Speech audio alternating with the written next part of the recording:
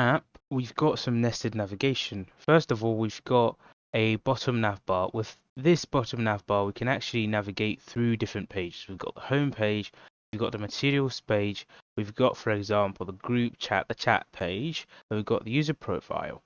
Inside of these pages, we've got nested pages where, for example, the home page, we have this, yeah? We can go into the notifications. Now, when we tap the back button here, you can see that it actually goes back to the home page, but we haven't moved away from this tab, or we don't close out this entire page. I don't know if you get what I'm talking about. So, for example, when we go into SEAL, in SEAL, we can go into ethical hacking. Now I can hit back button and it comes back here. I could go back button, it comes back here. When I go still on the home tab, we can use the same format and maybe go into all courses and go into ethical hacking, still using the back button. Yeah, this time the back button on the device itself, not our programmatically defined back button. This is the back button that we've got on the user's device. We usually don't have any control over this, but we've hijacked that control such that when we also tap back, it actually pops in the same context. So you can see we are in the same home page. We're still in the same home tab rather. This isn't a page, this is just a tab. Yeah. So you can see these are different views inside of one tab. So we're still in this tab. When we navigate away and come back to the home, we're still on this view. So we can also use the back button on this view and tap back, and it still goes back to the home, still on the same tab. So this is called nested navigation. It might not look like it right now because you might think, yeah, you're just tapping the back button and it's doing what it's meant to do, but it's not as simple as it sounds, really. So normally you could use a package for this. You could go to pop.dev and find packages that can help you treat nested navigation. But in our case, I prefer to do, if I can do it without, or if I can do it myself, I prefer to implement it myself without, if it won't take a lot to do. For example, maybe I don't have to write maybe 20 or write an entire package for this to work. Usually I'd prefer to do it myself or write the code in my app, so that way I have more control over it than going through packages, because they might get deprecated and your application might fail. When there's a new update, your app might have issues because the package owner has not updated it and so forth. So let's go ahead and create a setup for our nested navigation. Let's see how that would work or what that would look like. So in order to do that, we close up these. Let me close the entire lib and open it back so it minimizes or every open folder. So let's start. Now, for the setup, we're not going to go directly to the dashboard though. For the setup, I'm going to start by creating my own custom navigator. This is how I'm going to handle it. We will be creating a navigator for our dashboard and how it works. And for that, I'm going to go to the core, because this navigator will be general, like it will work for everyone.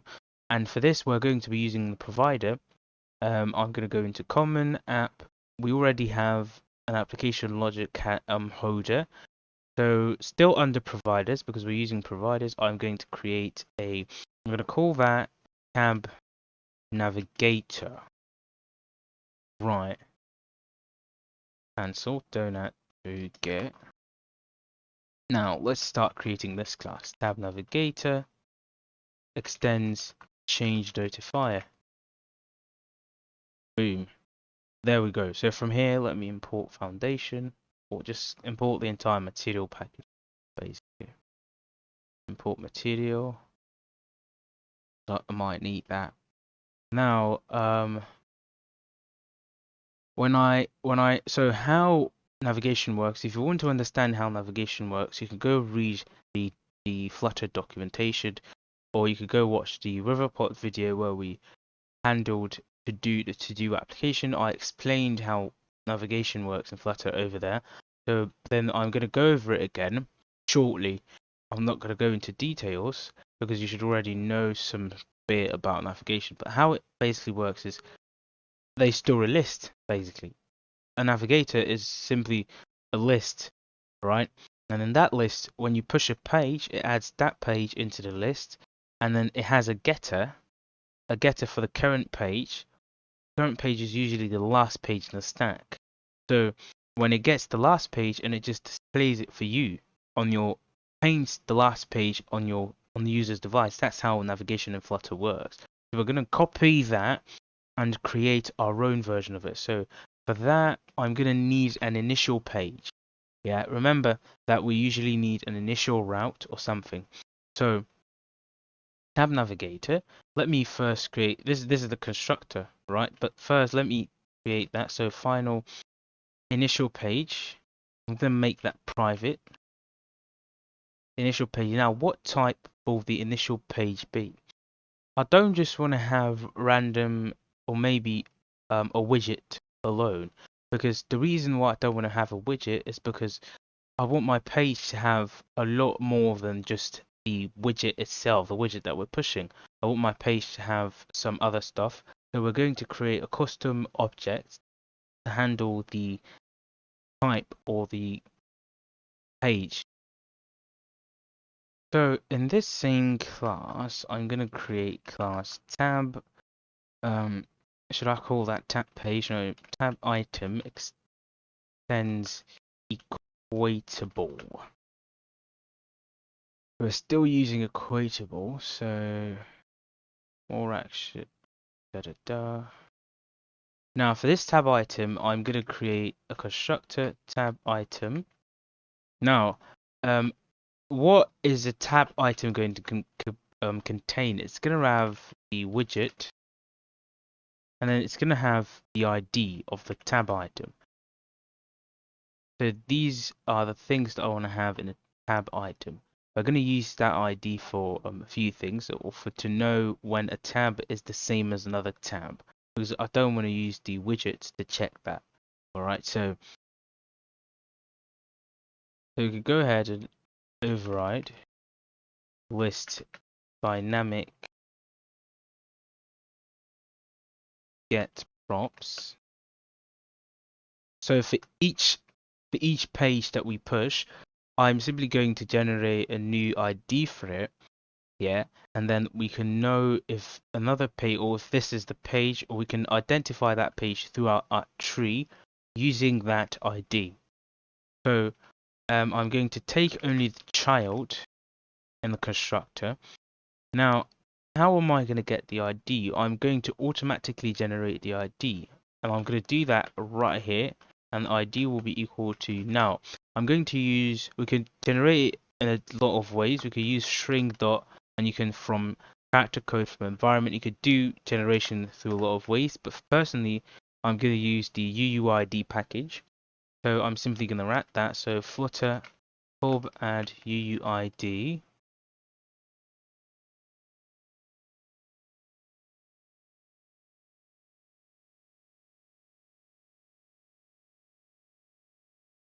Let's wait for that to complete, or as we wait for that to complete, yeah, it's done.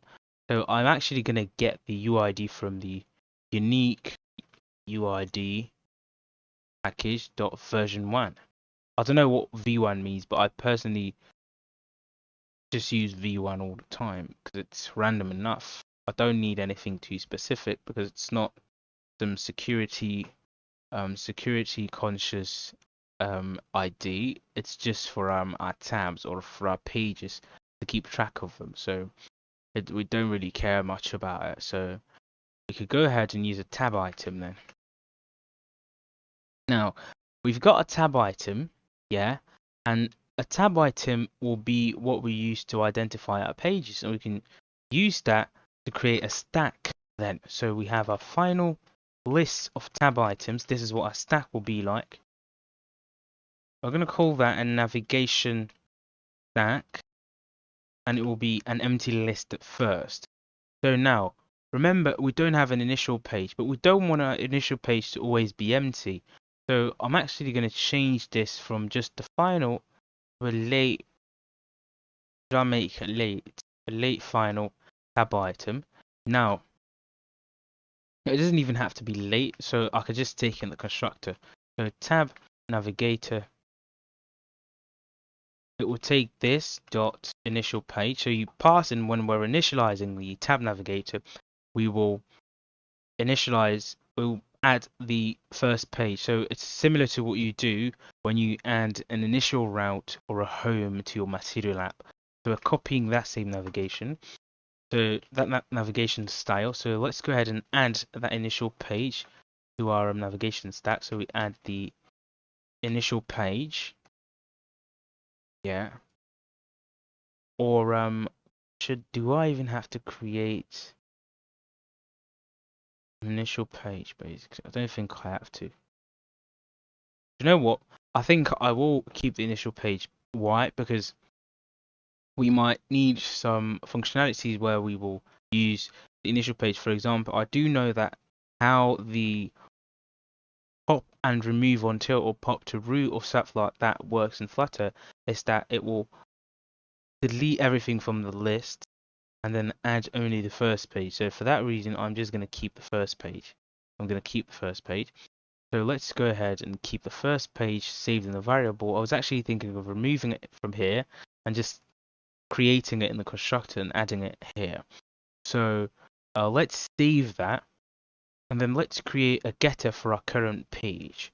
So now, first of all, let's expose the navigation stack in case we will need the navigation stack. I don't think we'll need it though. But let me not expose it unless we need it. So tab item get current page. The current page will be the navigation stack.last. So the last thing that was added will be the current page. So when you push something to the stack, then that thing becomes the current page, and we can use that to render on our screen. So now let's start creating the functionalities of our navigator. Now what does navigator have? It has void push. Yeah, it will take a tab item page. Now it will, or I think I should rather just take the widget page and then just create a tab item in here. I think that would work better. Whatever. Let's go ahead and just use the tab item just for pretty code's sake, so it looks uniform. So when we're calling a tab navigator.push, we can just add a tab item instead of pushing a page. Or should we just put the page? I'm thinking, you know what? I'm removing the tab item using the page. Should I do that? I'm just going to take a widget page and then just create a tab item in here and use the page as a child. I hope that doesn't come back to bite me. If it does, then I'll come back and change it. So notify listeners. We can void pop. Now, how are we going to pop?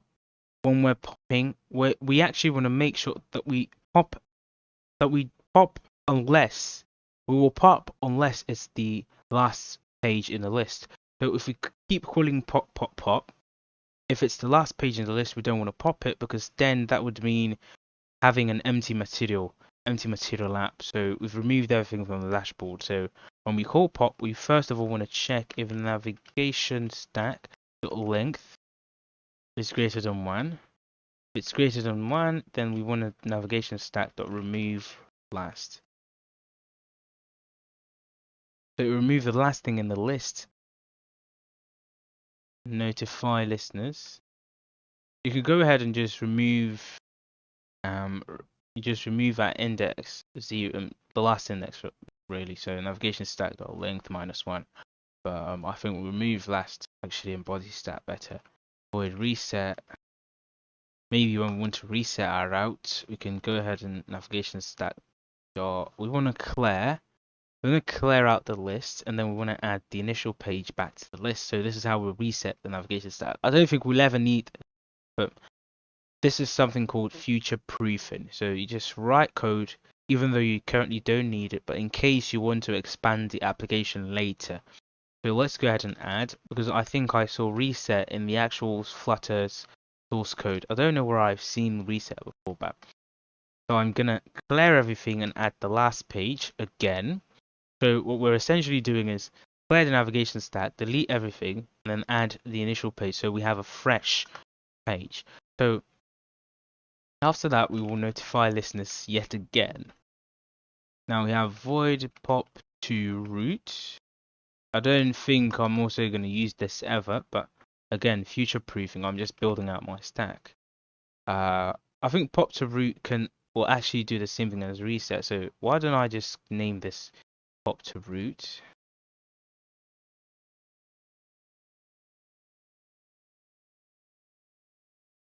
Yeah. So what else could we need? We might need to pop directly to a page or pop until a particular page, right? Right. Or maybe no. How about this? How about finding a particular page and popping that particular page? So let's call that pop page or pop to. I'm gonna call that pop to. Don't know. You can call that whatever you want. Item tab item page. Now we take a page. If we take the widget, how do we then find that widget in the navigation stack? That will be difficult. So essentially, then I know what to do. So we should rather take the entire tab item so that when we create the tab items or when we're pushing to the stack, we directly push these tab items. Yeah, so that outside of this class, we have access to the tab item that we've added. So when we want to pop that tab item or delete that tab item from the stack, we can directly pass in that tab item and we can find the item by its ID. So in that way, so let me go ahead and change this to rather use a tab item. I knew this might cause me some issues, would come back to bite me, and here it is. It's come back to bite me. So this is what I'm talking about here. You might be confused about what I'm talking about. So this is what I mean. Imagine that over here we're pushing with the widget, and I create the tab item implicitly. Now when I want to delete that particular widget, how do we equate it? Remember, the equation works with the ID, and the ID lives in the tab item. So if I'm pushing over here later outside and I say tab navigator.push and I give it a widget, when I really want to remove that widget later, I can't have access to its ID to give to the pop to find it by that ID and delete it, because what I have access to is the widget that I've created. The tab item was being created in here, so I don't have the access to its ID outside of this widget. So I'm rather going to use the tab item, yeah, and then page, and then the navigation remove what? Remove that page, and it's going to find that page by going through the entire list and then finding a page, checking if page is equal to a page that's inside of the list. So how is the equation going to work? It's going to work because we have equatable that checks using the ID. So the ID comes in handy. If we were passing a widget child, we wouldn't have been able to equate them, because I don't think widgets have value equality, because they have a lot of stuff in them. One widget could have different widgets inside of them, so equating them might be really difficult. So notify listeners after you do that. And what else do we have? We have pop until tab item. If you remember anything else that any other functionalities that we have in Flutter's navigation, you can also add them. But I hope you get the logic. So we're basically just doing this. So now we pop until. How does pop until work in Flutter? Pop until actually pops everything until it finds this page. Yeah. So pop until it find me this page. So pop until you find me this page. If that page is null, then pop everything from a stack basically and just add. So I'm actually gonna make this nullable. Yeah. So if page equal to null, then return me this pop to root. So if the page is null, then it means you just want to pop to root. pop until nothing, then means pop to root. If it's not null, then we can continue and say if navigation stack.length is actually greater than 1, then we want to pop until. If it's not greater than 1, then we don't care. We won't do anything at all. So we have navigation stack. We remove range. We remove a range, and we can go from range 1, all the way to navigation stack. The index of the page plus 1. This is how we will remove or pop until. So we remove everything from 1 all the way till this page plus 1. Why? Because we want to skip this page. We don't want to remove this page. So stop right before the page. So don't pop even this page. So I don't know if that logic holds. You can go ahead and test it, but we'll see if any error occurs when we use pop until. If we use pop until, then we can come back here and fix it. But I'm just doing all of this from my head. So now finally we have push and remove until. I don't remember anything else after this. So tab item page. So now for this one, we're actually going to remove everything and then add this particular page. So I think pop to root actually does this. Push and remove until. Push and remove until could actually act as page node, but this actually works in a way such that we're looking for that page and we remove everything, so that page already exists. But in this case, we actually want to clear because we're removing until, so we clear everything out and then we add the new page, and then we notify listeners. And that's it. Yeah, so this works. This works beautifully. However, how do we find, also I want to be able to say, for example, tab navigator dot off context, and it will find me this tab navigator. So how do we do that in Flutter? I don't think I've ever used this in this project because basically I actually want to create a different dashboard controller to control the dashboard. So this is what I'm thinking. So I don't think we'll ever use this. But if ever you need to do this in Flutter, where you want to mimic where stuff that we have like media query dot off context, and then it will find you the media query that it's in your context, the latest media query. If you want to do something like that, this is how you do it. So you create a separate class.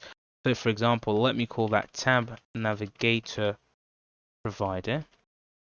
Extends, and you extend inherited provider. This is actually how Flutter's provider package works, because you can actually do something like provider.off context. So this is what they do for you. So you can inherit from the inherited notifier, and we use tab navigator. So this is what this dot off context will return. What does it return? It returns as a tab navigator.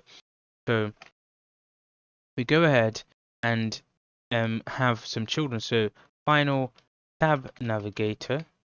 This is what we have in our provided. This is what it will return for us. So now we will take that in the constructor.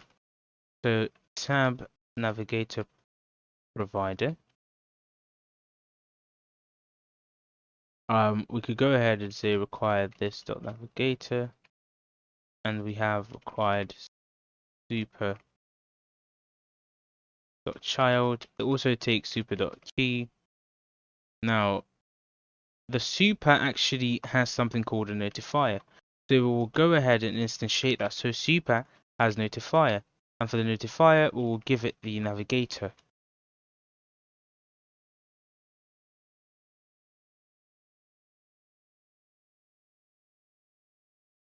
Now we're basically never even going to use the constructor, so you can just leave this as boilerplate. So but this is basically how it's written. So the one that we're going to be using, if we had to do that, though, would be this. So we have a static accessor, tab navigator provider off build context.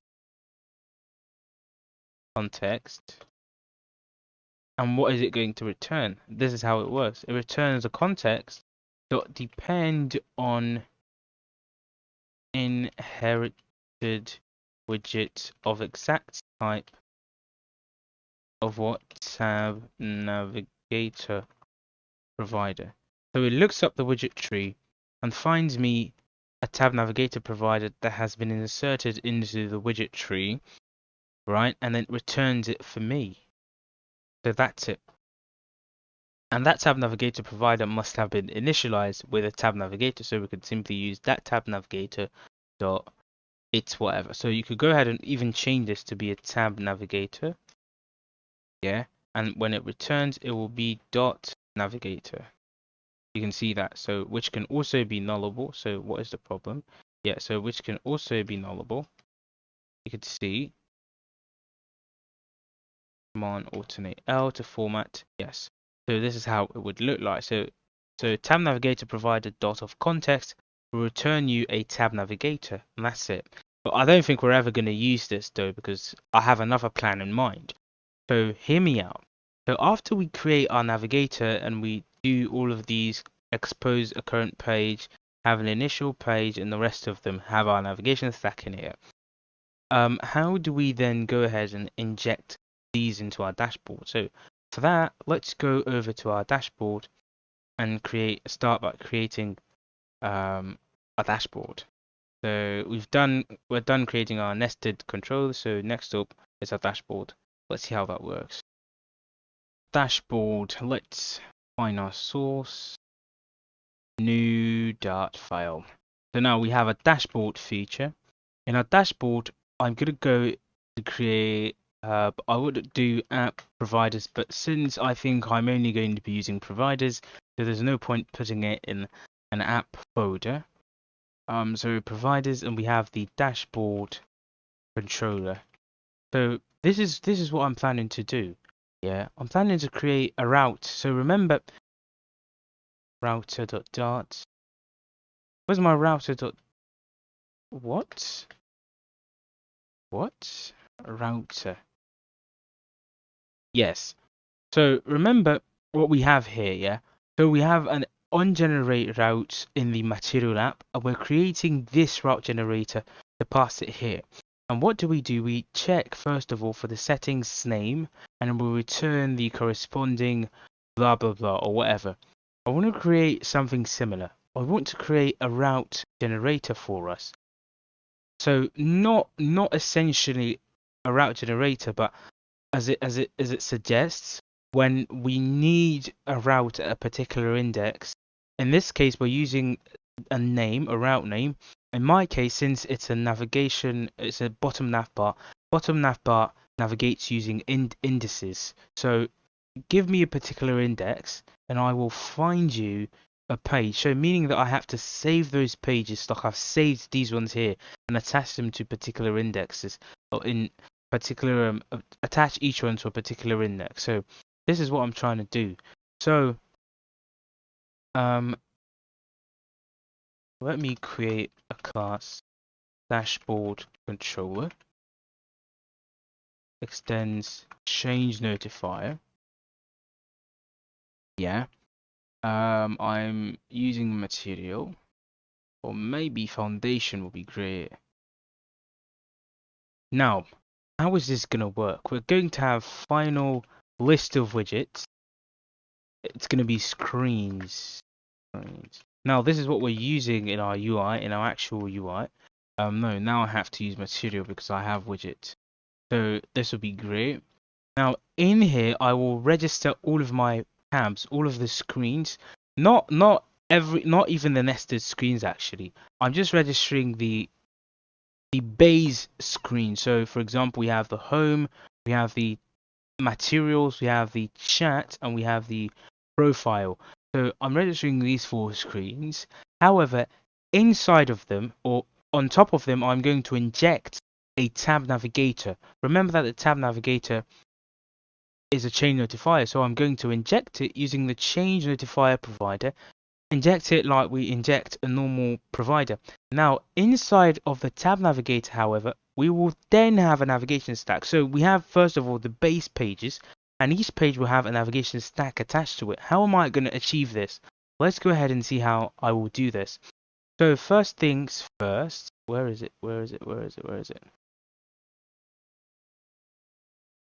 Where is my UI dashboard providers? I think I want to create this in the core because this will actually be across feature thingy. Or should I use it here? I don't think so. Let me go to my core views and create a new data file. I'm going to call this persistent view. This persistent view is quite simple. What does it do? Let's see what the persistent view does. Now my persistent view cancel will simply be a widget. Yeah, material dot, and it will be stateful persistent view. Now it's going to take a widget, right? Final widget. I'm going to call that body. Yeah. Please stick with me. Don't get confused. This dot body. So now what is it going to return? This page is meant to be persistent. So remember that I've shown you that when we navigate inside of the home. So for example, in the home we have notifications. Now in the home, when we go into the notifications, let me pull this up. In the home, when we go into notifications, yeah. Now we're in a nested route in the main home page. So when we go to a different tab and come back here, normally Flutter would reset this and reset the home tab, and the home tab will go back, or it will just reset and create a new home tab and put it here.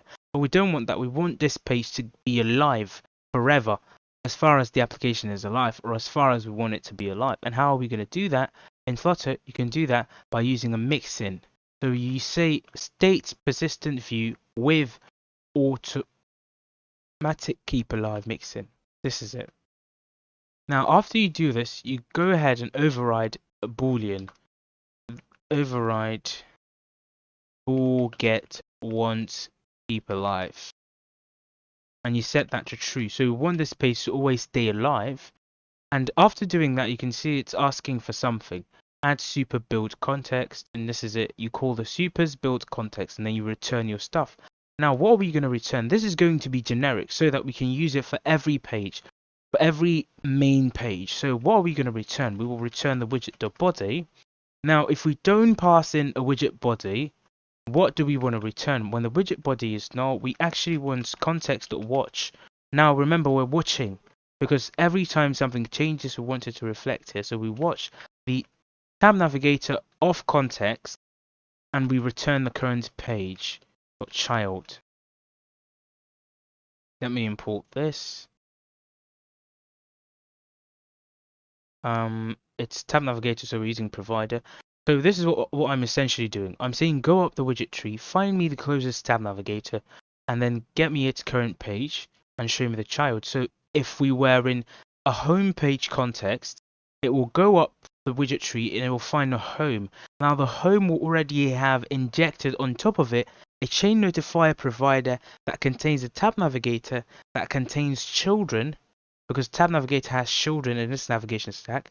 Now it will contain children that contains pages, and these pages, for example, in our home will include the notifications, or it will include the seal, and the seal will have, after the seal, we will have the main ethical hacking. We can go back, and now we only have seal because we've popped the ethical hacking details page, and we have only seal. Now we can go back and still see this. So when it all comes together, you will understand, but for now it might be confusing to you, so stick with me. Yeah, so now we have this.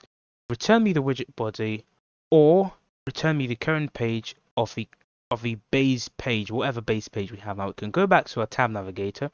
No, not that. We can go back to our dashboard controller rather. Now in here, say for example, we actually want to add a page. Now that page might be the home view rather, right? So we want to add a home view, for example.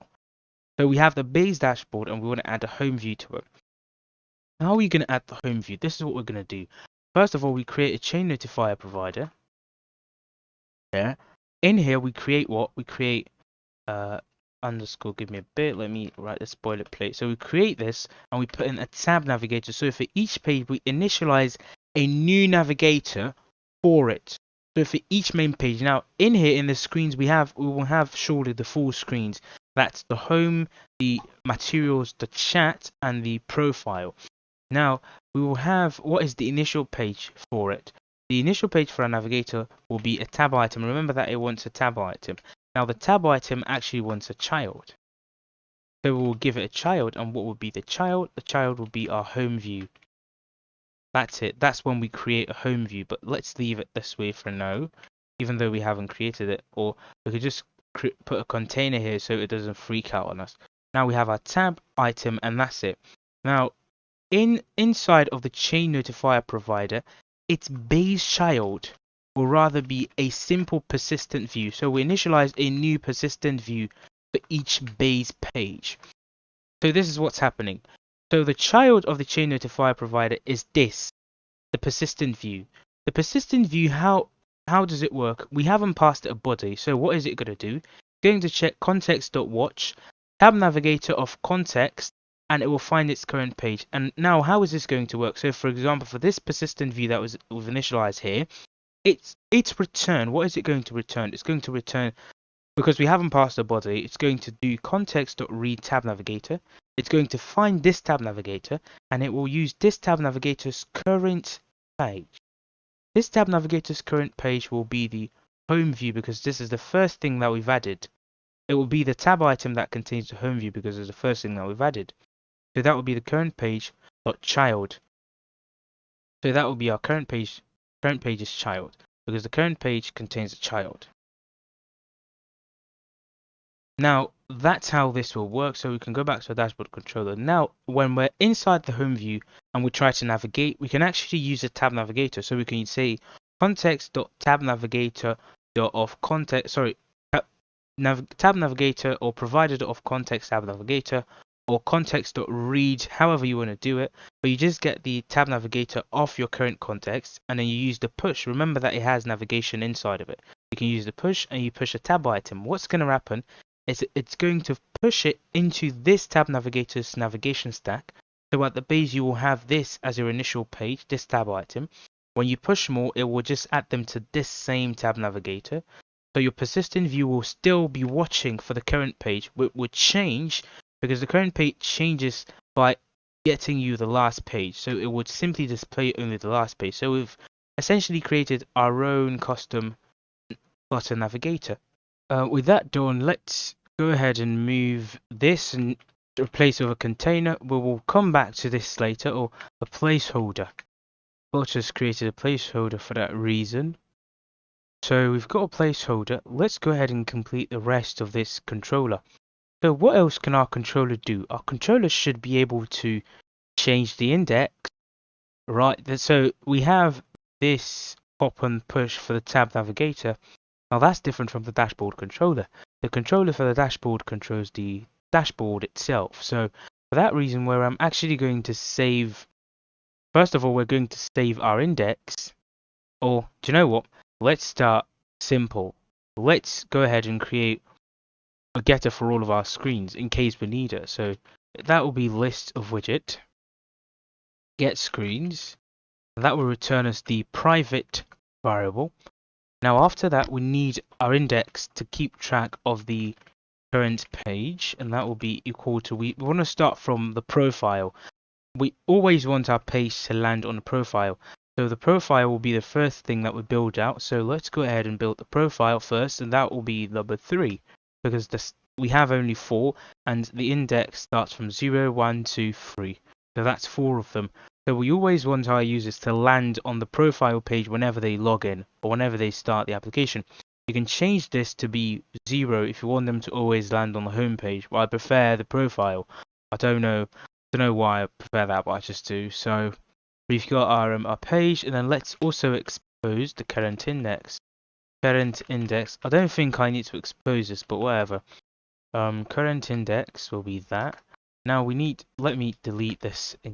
Just let me leave it there. Future proofing. Remember future proofing. So let's add a function that will change the index for us. So int index, the new index that we want to change to, that will be the current index will be equal to the new. No, first of all, let's check if current index is equal to the new index, return. Else, go ahead and change the current index to be equal to the new index, and then we want to save the we want to save the history. All right, so we want to save the history of our index. Why? Because when we want to go back, when we want to have to go back, so when someone taps on the back button, maybe you want such a navigation where you can go back on the actual tabs, not the navigation. So not when you go from home to notifications and you want to go back. No, not that. I'm speaking of if, for example, let me turn on my mobile device. So if, for example, you were on home and you actually went to the materials and you hit the back button and you want to go back to the home, that would be a go back in your navigation in your little navigator, right, in your dashboard controller rather. So you want to go back. So you want, when you hit on this back button, you actually want to go back to the previous tab. I don't think we need this, but just for tutorial sakes, I just want to teach you everything about navigation that I know. So list, you will save that to a history, so that will be the index history. We can save that to 0, so we'll have a list of the history that we've gone through.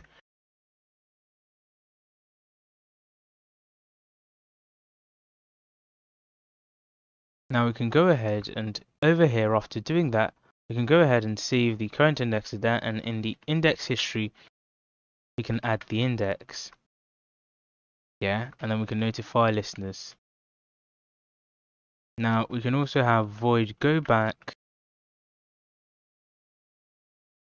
and that will be index history dot remove the last page, remove the last thingy, the last index, and then the current index will be equal to index history dot last.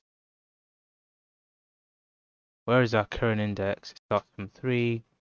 Right, so now we can notify listeners.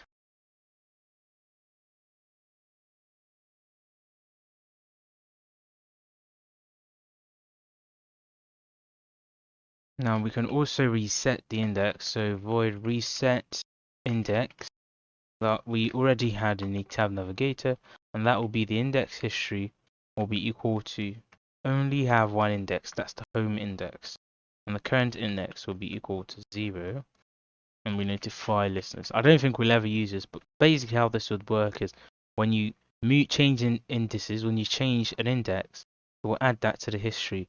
Now when you want to go back, it will remove the last index and change the current index to be the last thing that we have in the page. So we also don't want to remove if we've only got one remaining. So if so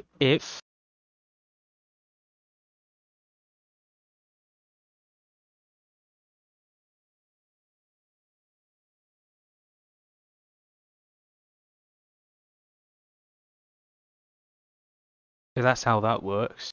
No, not here, not go back. Was it for go back? Yes, for go back. So we've completed our dashboard controller.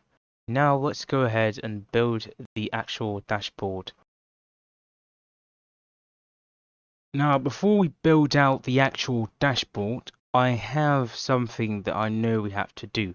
So remember that the dashboard will be the landing page basically after authentication. So even when a user is already logged in and they open the application for the first time, they still land on the dashboard. That's the first place they get thrown into.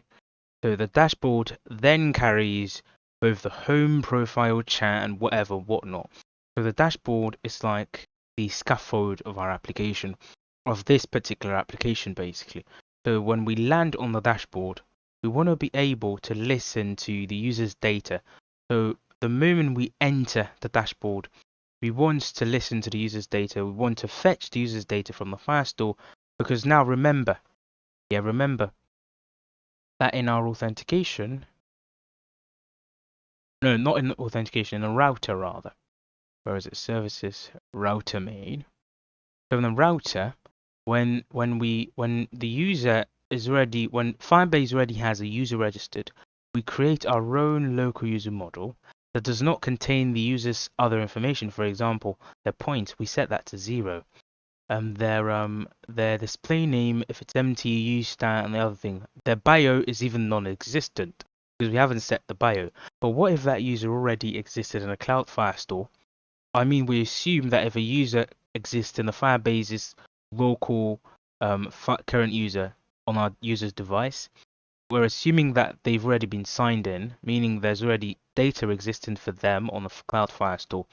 So at this point, we're pushing to the dashboard, but with insufficient data. So once we get to the dashboard, we want to be able to fetch that data from the Cloudflare store using what we have, using the little information we have, meaning their UID, and then get back that user and present it to the dashboard. So for that, before we actually create the UI for the dashboard, let's create a little utility. So inside a feature, inside one feature, you can have, where is it? You can have, let me go over Dart file. You can have utils inside a feature. Now in the core folder, we have utils over here, but this is the core utils. We want a dashboard util. So for that reason, in our dashboard, we're going to create a utility, and we're going to call that dashboard utils. So in our dashboard, we create new Dart file utils dashboard utils, and we go on a creation spree. So let's class dashboard utils. Just like every other util, it will not be instantiatable. No constructors. We want to look that up. Prevent anyone from instantiating it. Now we have a static stream. Yeah. Now this stream will return as a local user model. And what does it take? Get user data stream. If this be the case, then I don't see why we need to set this over here, but whatever. Let's just go ahead and keep doing this though. In case this doesn't get initialized faster, then we can go ahead and use that. So, or maybe since I'm going to use a stream builder anyway, so we want the Firebase storage, we can go ahead and use sl.firebase storage because we've already initialized that. But I'm just going to go with this. We go to the collection users where we've saved it, .document. And what document are we looking for? We're looking for Firebase or .instance. You know what? I'm going to go with SL. No, what if at that point it hasn't been injected? No, it gets injected before, so yeah. Forgive me for having conflict in my head. So .current user import SL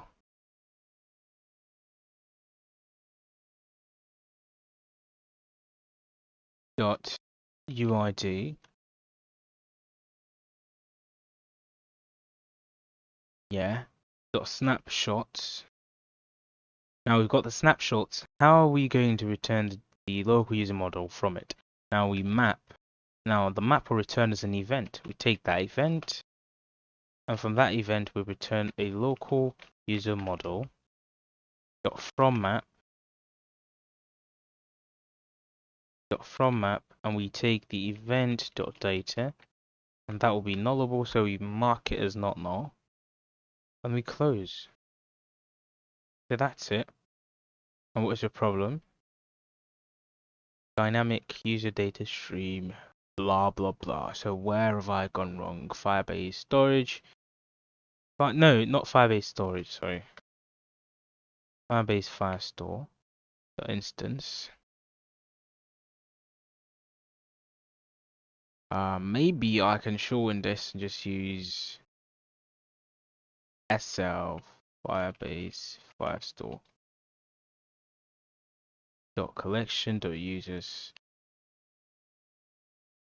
Now after doing this, now in our dashboard, let's go ahead and build the actual dashboard. So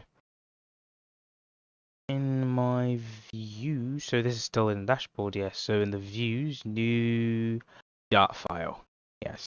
So in the new Dart file, we could go ahead and create a dashboard.dart. No, sorry, that should be in the views rather. New directory, views. Keep skipping these refactor. Now we have our dashboard. Let me close up every other thing, close all the tabs, create. Now, import material. First thing I always do when I'm creating a widget. Now we go ahead and create a stateful widget because now we want to do something. We want to fetch the current user each time that we do that. So, dashboard. But yeah. Remember, we're using a getter rather, so there's no point even trying to instantiate it. We can just get the stream directly. So we could just go ahead and ignore that. So now in here, we're going to override. The reason why I'm using a stateful widget is because I want to do something silly. I don't usually with Flutter or with even mobile apps, your user can flip their device and it goes into landscape mode.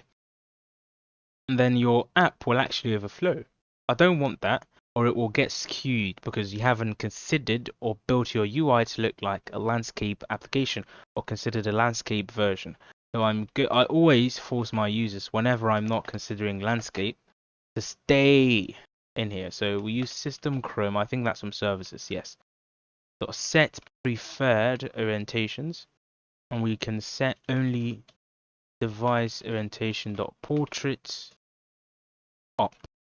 We want it to only have portrait up. You can also consider portrait down, which means the user can flip their device portrait but upside down. They can flip their device upside down, still in a portrait view, and it can still work. Our application will actually work that way, but yeah, so let me portrait up, portrait down. So maybe if our user has a cracked device, they can flip it upside down and still use our device. Maybe the dead zone or the part of their phone that doesn't work actually lives under. So what are we returning? So now what are we going to return? Now we need a scaffold, and for that scaffold, in that scaffold we will have our bottom navbar. But before that, remember we need to always fetch the stream. So let's go and start with a stream builder. Now in the builder, first of all, let me provide a stream rather. So the stream will come from, where does it come from? Dashboard utils.user data stream. This is our stream, yeah. Then we will have the builder, which will give us a context. We don't need that, a snapshot. Remember what I told you about snapshots having error and using the same type of either or stuff that we have has error. You can see has error, and you can also access the error by error. Has either an error or a data. So it's the same thing. You can see that. So let me ignore that. That's not what we're here for. So I can go ahead and say if snapshot. Can't spell. What's wrong with me? Snapshot has data, and the snapshot.data is a local user model. I mean, this is pretty useless, but because it will always be a local user model. Yeah, so it will always be local user model. So this is actually a silly thing to check, but whatever. Context.read the user provider dot user. Remember, I think we already have current user. No, we can't do this because we're trying to set, so we can read user provider. Remember, we defined an init user. Remember, we defined init user and we defined a setter for the user. So this one will initialize the user. This one will just change the user when something changes. So each time something changes in our user data, maybe they edit their profile picture, then the stream will actually be alerted by Firestore. The reason why I'm not putting this in layers and testing them and doing all that is because this is how we're not writing this code on our own. Like there's no servers and stuff to talk to. So usually you can actually just use your stream that way. It comes from Firestore, so they've already handled all of that for you. They've already handled the stages, returning, passing. They've already done it with an architecture in their end. But I will also, don't worry, I'll also teach you how to write this with layers and all that if you wanted to. But there's no point. Usually I don't see a point doing that. because they've already done all that and tested it for you. So yeah, you can totally ignore streams from Firestore from testing them like that. So let's go ahead and continue. So we want to take the user provider dot user, which has a setter, and set it to be snapshot dot data. So this is it. Now, after we set that, we can go ahead. Where's my if? My if ends there. We can go ahead and return. Now, what are we returning? We're returning the page that we're building. So now that page will start from a scaffold. Now, in this scaffold, I'm actually forgot to wrap this in a consumer. So I'm going to wrap that with a builder, convert it to a consumer. And what consumer? A dashboard controller consumer. Now it will have context, the controller, and the, I think, what does it return again? What does it return? It's the context, controller, and the child. Yep, but we don't need the child. So now with the dashboard controller, we can go ahead and build out our page. So now for the body, I'm going to use an index stack. What does an index stack do? It actually persists. It persists, preserves your page basically. So when you navigate and come back, it preserves maybe the scroll position, everything. It makes your page remain the same. It doesn't rebuild it. So an index stack would do just that for you. You can use that in your bottom nav bars to navigate whenever you're doing that. Now the index stack takes an index. We can use the controller dot parent index, and then it will use this index to fetch you a screen and display that screen as the body from a list that you will give it. And what list are we passing? We're passing the controller dot screens. Yeah, so this is our scaffold, that's our body. Now we move on to the bottom navigation bar. And for that we take a bottom navigation bar. And now we start building it out. We give it a current index. It will be the controller dot current index. Show selected labels. I want to set that to false. What else have we got? The background color. We want white. Elevation. Let me give that A. I think A is perfect. On tap, what do we want to do? We want controller change index. Now we're using a tear off to do this because the on tap actually provides us with an index, and the change index also collects an index. So it will pass that in. That's how Flutter works. Beautiful, beautiful start. Items will be a bunch of bottom navigation bar items. So let's go ahead and start building this out. Now the first item will be a bottom navigation bar item. It will have an icon, and the icon will be an icon that contains some sort of icon. And it will have a color that contains some sort. Where is it? What's wrong with you? No, I don't think it has a color. So the color actually comes inside of the icon. So that's color. Yes. And then we also have this. Let me pass in null for now. So we can format it. So it lets me format. Now we pass in the color. We haven't passed in the icon yet, but I'm going to ignore that for now. And then we pass in the label. The label will be, in this case, it will be just an empty string. For now, I'm actually going to give it something. I'm actually just trying to build out a generic bottom nav bar item so that I can duplicate them without having to change a lot. So the color will always be colors.white.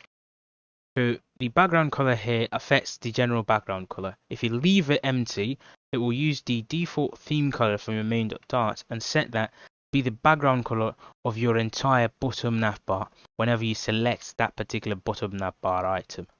So let's go ahead and duplicate this 4 times. So 1, 2, 3, 4. No, stop. No. 1. That was funny. 2. Let me just copy this.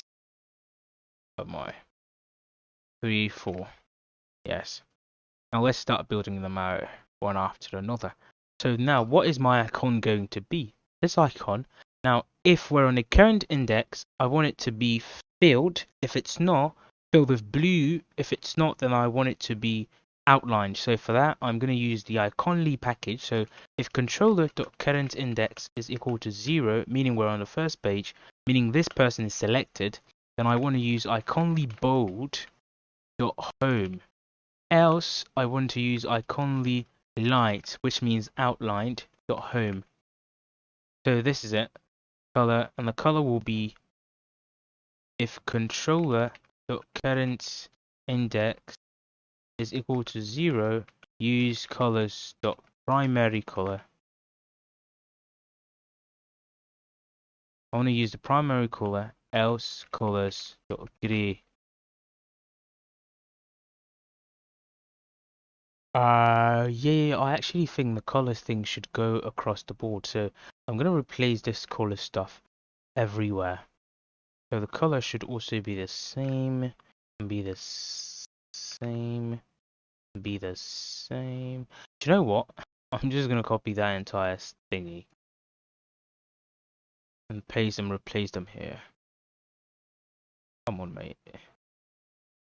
Yeah, so we have 1, 2, 3, 4. I'm deleting all 4 of them.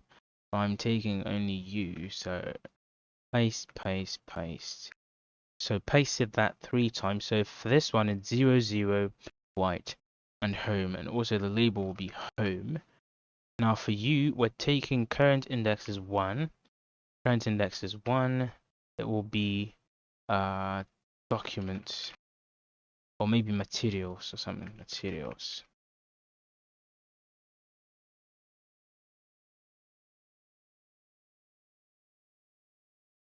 Then you, my friend, will be 2, 2, and you will be chat. Should we call that chat or chat, chat, chat, chat, chat, chat, chat, chat?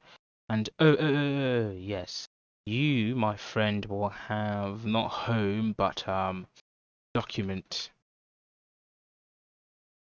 document. And you, my friend, will have chart. No, not chart. It'll be chat rather. This will be chat. Oh, sorry, what? Chat. Finally, we have our profile. Select only home. Come on, profile. Don't have all day. Copy, paste. Then we have, yes, over here. First of all, we have 3, 3, and we finally have user or profile. You can call that anything you want. Doesn't matter.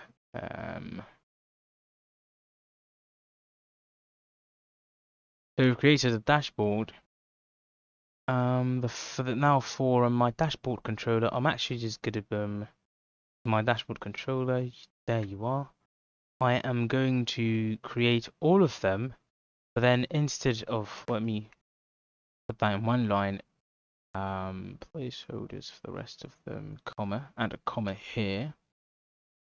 Can this fit in one line? Yes, it can. So I'm going to duplicate this.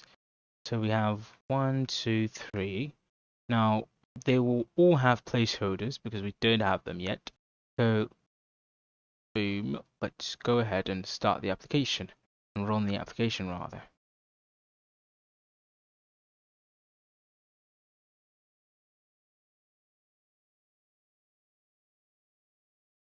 Now the application started, but I can see that we're being pushed to dashboard. Let me see in my router. What have I done wrong? Services, router main. So if the current user is already logged in, go into the local user and init user, and then we dashboard. What? I already have a dashboard. Where? Source dashboard presentation. Oh my. Look, I've actually even messed up my thingy. So I'm moving. Oh my. Oh my. I'm copying this over, deleting this person. Delete. Coming in here, replace, and save. So I'm going to restart the application and let's see. No, there's something wrong. There's something terribly wrong. I haven't. Dashboard.route name. So dashboard const.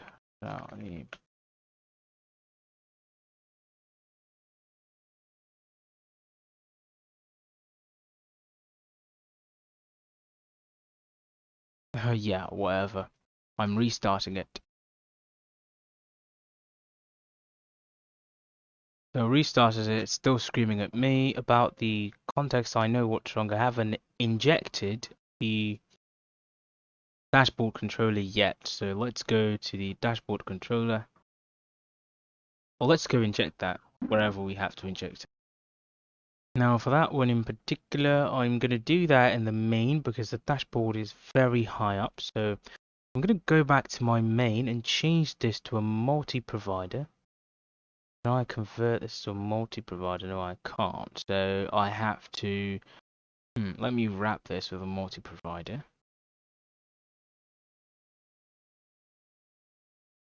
Yes. Then what? Then we add the providers and we add provider that contains this person. So create. So I'm adding a chain notifier my stop notifier provider, and I can create by adding this, put a comma, duplicate that, and add a dashboard controller. My oh my. And then I can remove this bit, remove this widget. Yeah, so I've added it to the tree.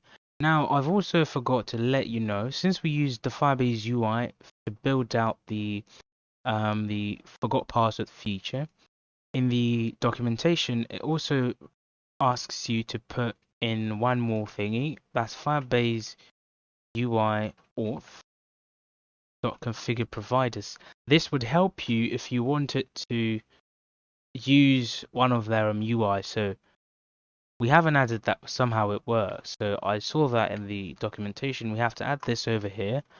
So that should complete before we move on. So I think that's it for all of my configurations in the main.dart. We will be adding any top level providers here. Now up next, let me restart though.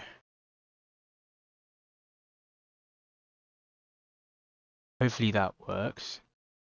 After that, I actually want to go to my extensions and add extensions for my Navigator so that I can just do context.push, context.pop, so that way it's easier.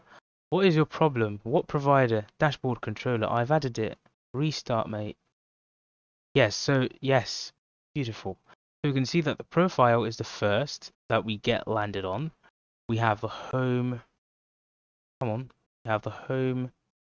Come on. It doesn't change. Something has happened. What is the problem? Do I have errors? No errors. Why doesn't it change? We have the dashboard and we have the on tap, don't we? On tap controller.change index. Change index is equal to the new index. And don't change it.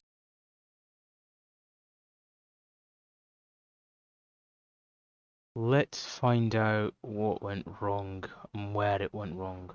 I remember. I think I know what's wrong. No, that's not it. I thought I haven't added these, but I've actually added these, so why isn't it changing? So when we change index, we want to print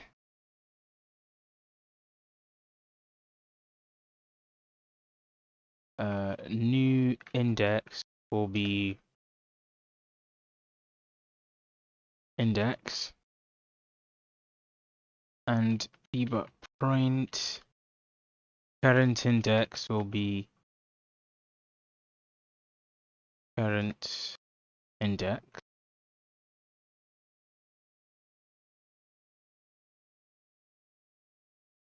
We save that and we move on. So we tap this, new index is oh, now it works. Oh, it's working now, it's working now. Yes. So we can delete this. I don't know why that didn't work at first. I don't know what's wrong with Flutter. Let's restart and see what happens. Hopefully it works. Still works. Please work. Fingers crossed it works.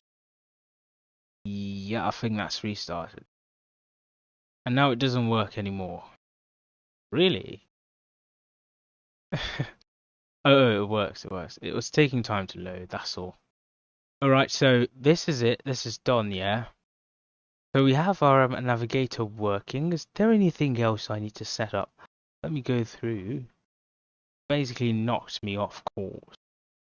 So we've got all of these. Yeah, we need to change our context. So now what I'm actually trying to do is to make it easier to access these, because now in here, if I actually wanted to navigate to a next screen, what I'd essentially do would be context.read tab navigator, and then I'd actually have to say dot push, and I have to push the new item. Now I don't want to have to do that, so what do I do? So this is what I'm going to do. I'm going to go to my context extensions and then create more extensions for my context. So in that case, including the dashboard control. So now I'm going to have first thing will be the dashboard controller itself.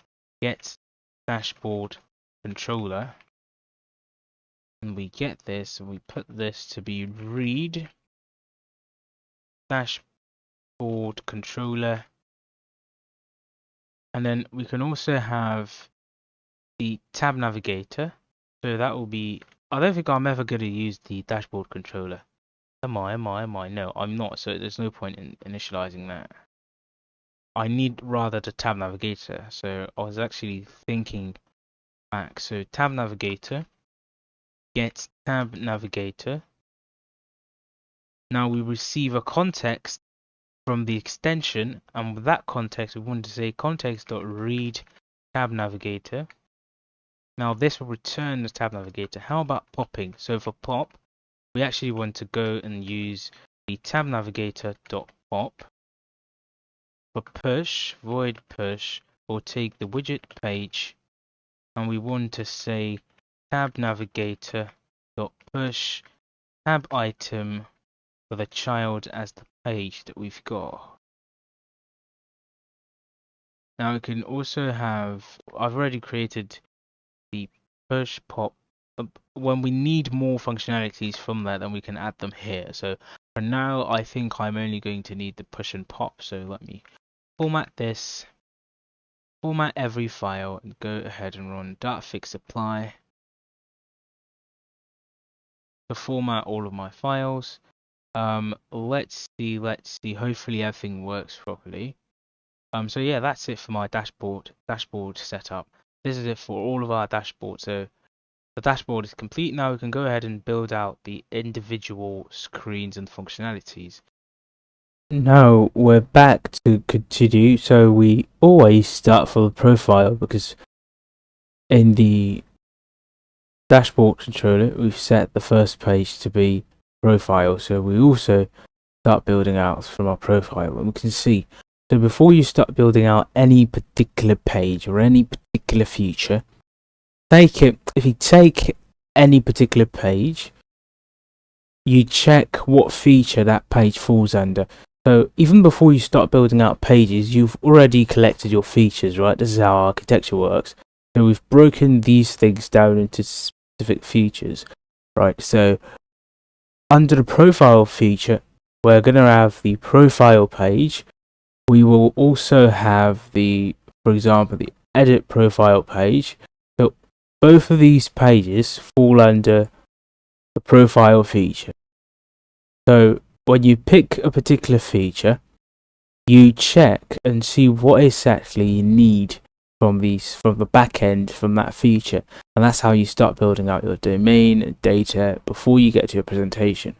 However, in this particular case, we can see here that basically everything we need is from the user's data. We need the user's profile picture, we need the user's name, we need the user's bio, how many courses they're enrolled in, what is their current score, the followers following. We're not going to be using these two, but you can implement them if you want.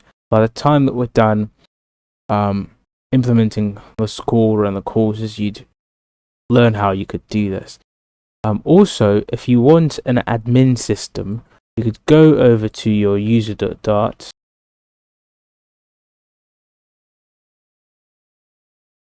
Give me a bit, let that open. So you can go to your user.dart and you can add is admin.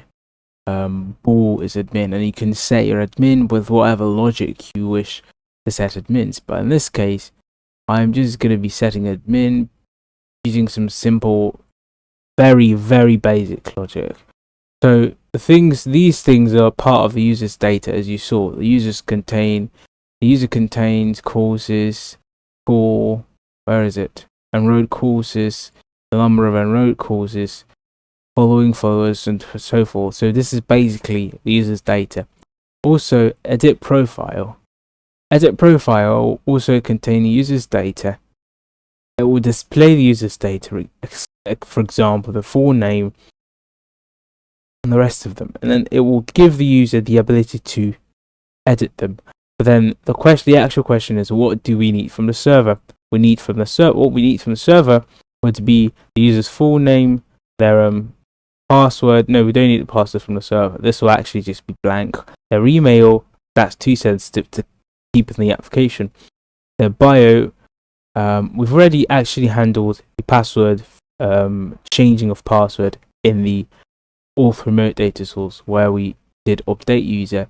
So we first of all authenticate. We take their current password and we take their new password, and then we use that current password as the old password and send it over to the authentication's data source where we have change password for update user here, and then we use that old password to do the re-authentication using their currently signed in email. After that, then we can change their password with the new password that we've got.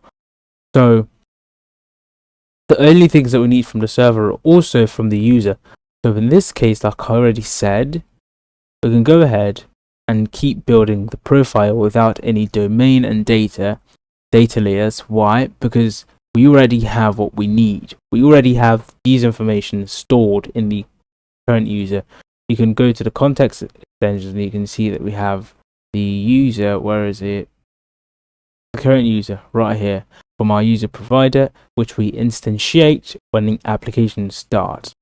So this has already been done for us, the backend part of it. We've done it. So let's go ahead and continue with building out the user interface, and then we plug in the auth block into it. Where best to start, Dan? Close down auth and dashboard and start up a new Dart file. Profile is the feature, and we have presentation, we have views, and finally we have the profile tree. Built. Do not active version control. Close this down.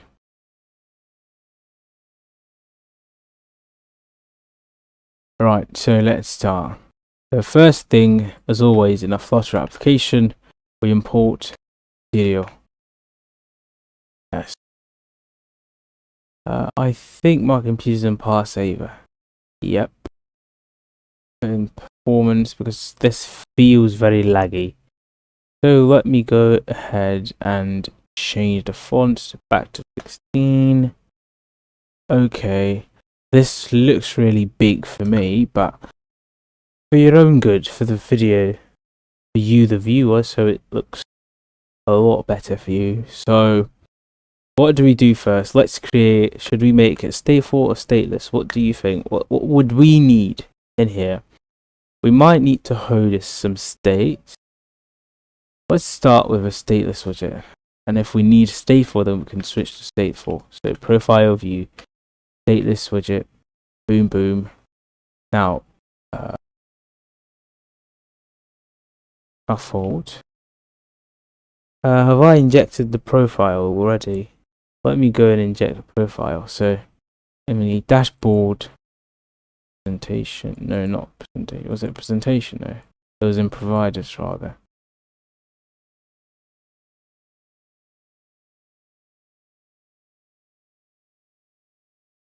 Forgive me though, the application logic lives in the presentation rather.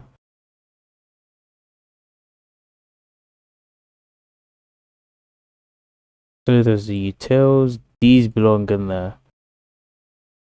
Yes, so forgive me for my silly mistakes. So that goes dashboard, but dashboard, and it just sticks there. So we put that in the presentation. Let me just delete that because it's going to cut that to the next line, which I don't want. Go to the dashboard controller and we push that to the next line. So let's go to our dashboard controller. So for the first one, we have all of these. The last one, I think, yes, should be the profile view. No, was it profile view or profile screen? Yep. No, do you know what? I'm gonna actually leave this as profile view because it's not an actual screen on its own. It's not a complete page. It's a view inside of the dashboard. So the dashboard is our main page. So we're on the dashboard page, but inside of the dashboard we've got 4 different sub pages, and this sub page I prefer to call it a view. If you prefer to call it a screen, then you can go ahead and call that a screen, but I prefer to call that a view. So profile view, because it's like ported view, it lives inside of the actual dashboard. So let's go and run the application so we can build so we can see what we're building. So let me run the application, give me a bit. The app's launched. Let's start building it out. So it starts off with a scaffold. We can move on down to the background. I don't remember what the background color looks like. Let's just go ahead. Since I'm actually going to need an app bar for this page, so I'm going to add an app bar with an app bar widget. Title will be constant text.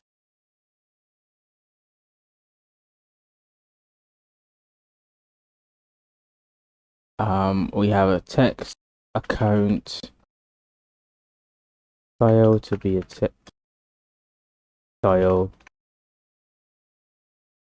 for the font weight to be I think about 600. Medium is alright, not bold, not regular, somewhere between.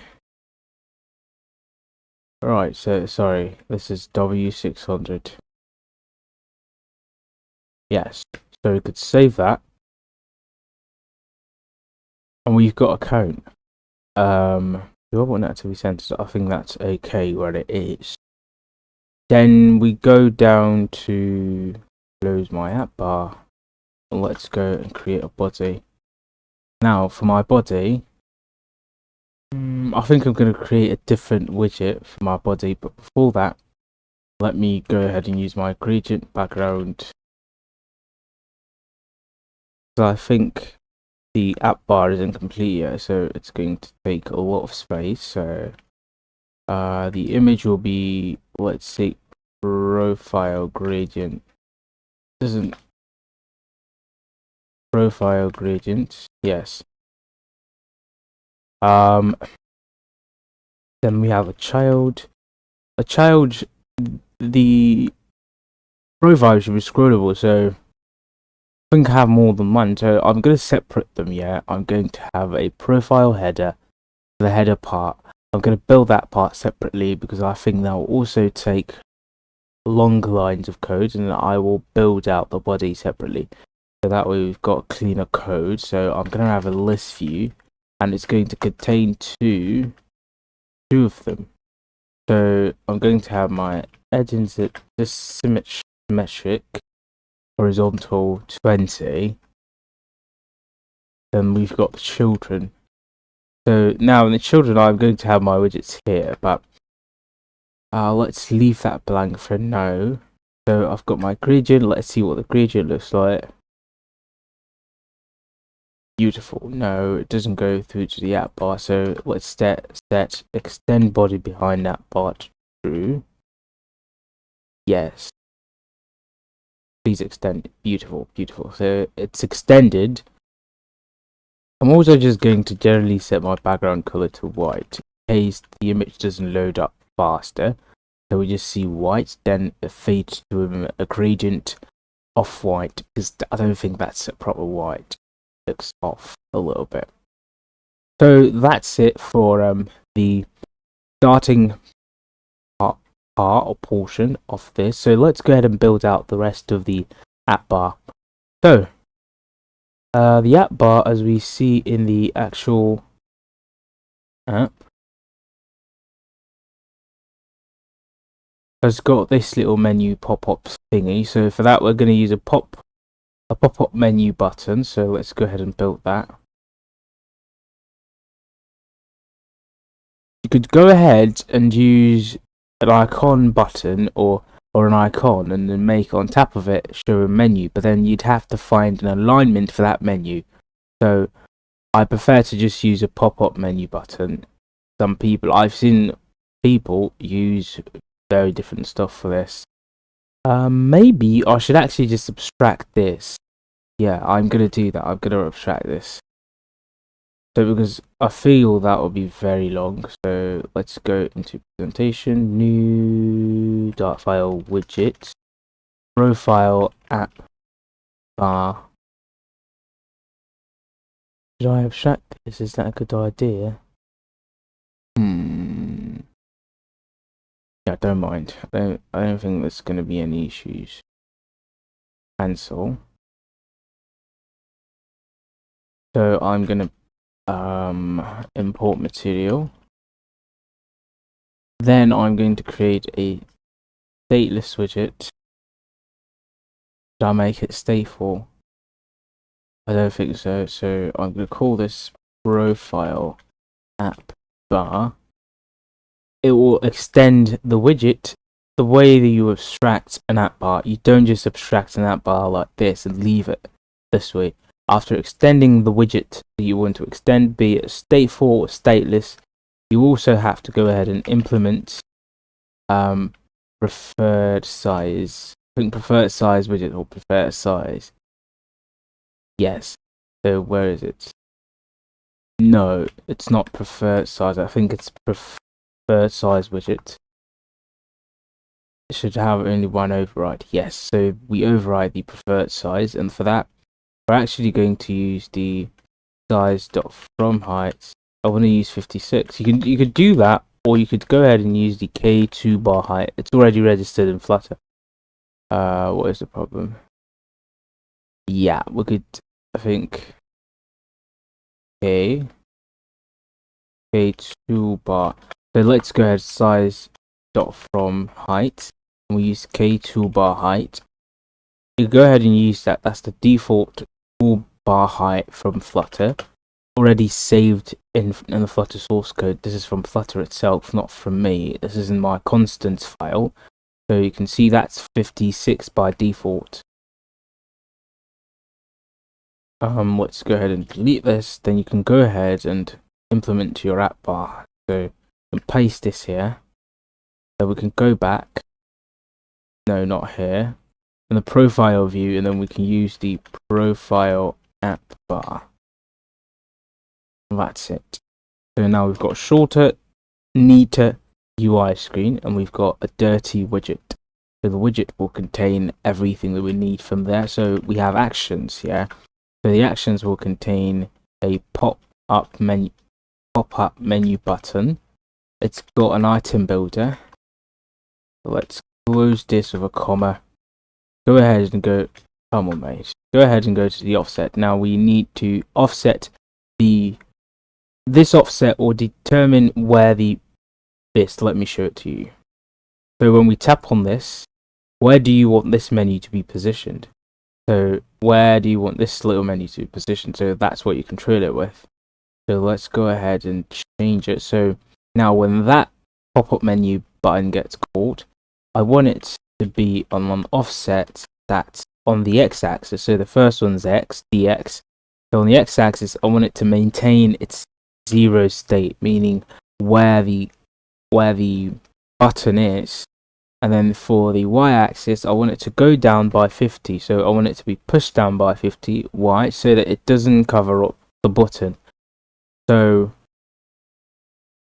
to go ahead and play with that. So I'm also going to change the surface tint color white, because if I don't change it, it's going to be blue, because we're using material 3. But let me not change that yet. Let's build it out so you can see for yourself. So shape will be rounded rectangle border with border radius of circular 20 or 10. I could do whatever. I'm going to choose 20. I'm very used to 20. So let's go add the item builder so that we can hot reload and see what we've built. So context, I don't think I need the context though. Do I? I might need it later. Pop-up menu items. Come on. Menu item. Now we've got the child. The child's going to be should I save this first and then render so we can see? Oh, let me build out the child first. So I want a row for the child. As you can see, there's the text, then there's the icon. So there's a text and there's the icon. So I'm going to build that out. You know what? Let me extract that into a separate widget as well, so we don't clutter up the UI, because each pop-up menu item will use the same format. So I'm going to go into widget. Should this be here though? I think there's also a pop-up menu in the notifications page. Yes, there's also a pop-up menu. So for that reason, I'm actually going to save this widget, this little widget I'm about to create, in the core folder. So core common widgets, new data file. I'm going to call that pop-up item. Now we've got to import material, stateless, no stateful, pop-up item. Then we go ahead. No, sorry. The space is what I copied before. We go ahead and return a row. Now that row's main axis alignment will be space between, because we want them pushed apart. Its children will be first of all the text, and then secondly the icon. So for the text, I think I want to take that text in the constructor, and the style will be constant text style. We'll have fonts size 16. Font weight, I'm going to go 500. And the color will be black. Then after that, we can put in the icon.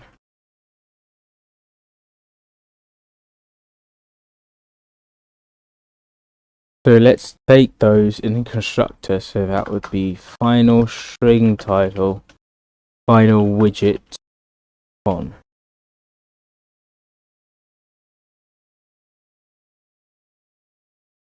Close that bit off. I keep forgetting to hit tab after I use a shorthand syntax. Alright, take that in the constructor. Put the required first. That's it. So that fits on one line. I don't think I need to reformat that. So let me go back to my pop-up menu profile. Yes, so over here we've got a pop-up item. Pop-up item. Yes, this one.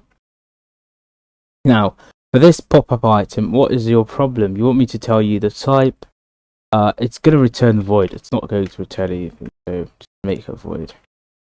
So title will be, the first one was edit profile, and its icon was, let's use icons.edit. That was outlined, and we've got the color to be the neutral text color from our saved colors. This one's from our saved colors, not from Flutter. And then can we close the child? Yes, we can. So now on tap, what do we want to do? We want to use a tab navigator to push. So we could go ahead and say context.read tab navigator dot push, and then we push the tab item, and we have a child to be the edit profile view, which we'll create later. So for now, I could just use a placeholder. Yeah, so we could do that, or since we've already saved that in an extension, what is this? Why do I keep getting these notifications? So since we've already saved that somewhere in the context extensions over here, we can just go ahead and push because it already does all of that nasty job for us. So we can go ahead and use context.push, and since we're going to pass something in the constructor, let me use a function literal. So context.push, and what are we pushing? We're pushing a placeholder for now, and that's it.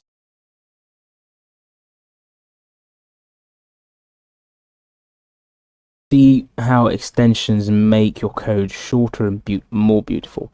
Would have had to type a lot. This has made it a lot easier to use built context in our application to access our state management. So close up this pop-up button. I'm thinking about copying this one over, so let me copy that. We had about, let me count, we had 1,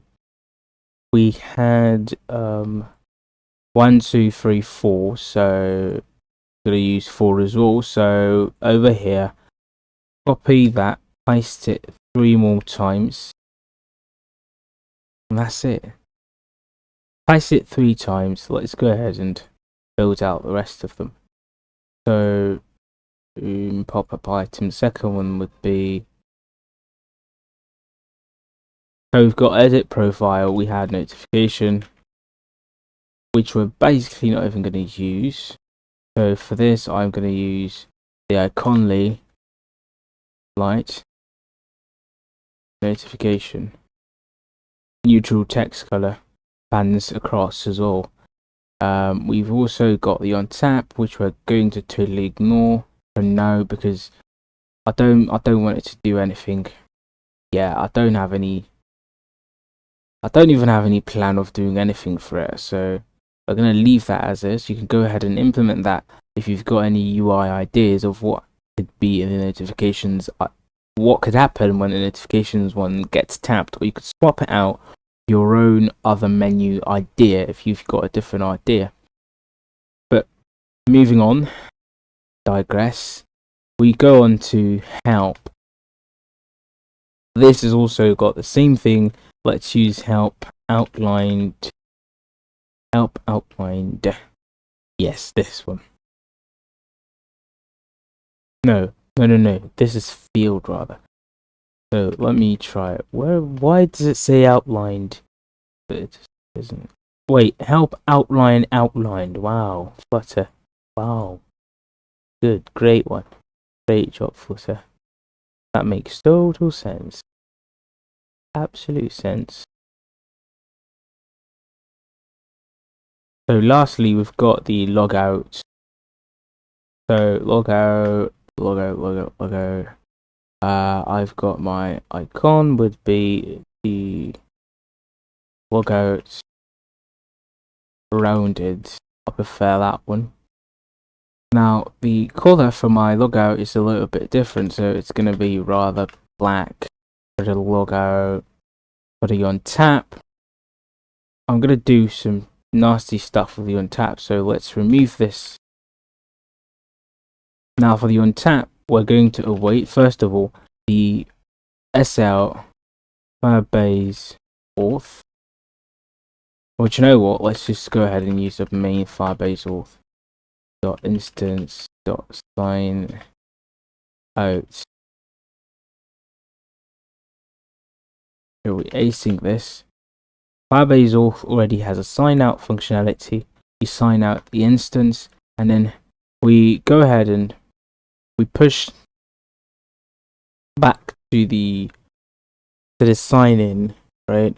But then since in our router we already had a registration for the / meaning the first initial route. If we go to the router main, we can see the initial route was already taken care of. So we'll go ahead and just push the initial route. That's all. So we could go ahead and say navigator dot push named and remove until. That is going to take the context. The new route name will be / and until it's false. So go on and boom, boom, boom. And what is your problem? You can add the await keyword, but I don't want to await the push, so I'm going to wrap that in unawaited instead.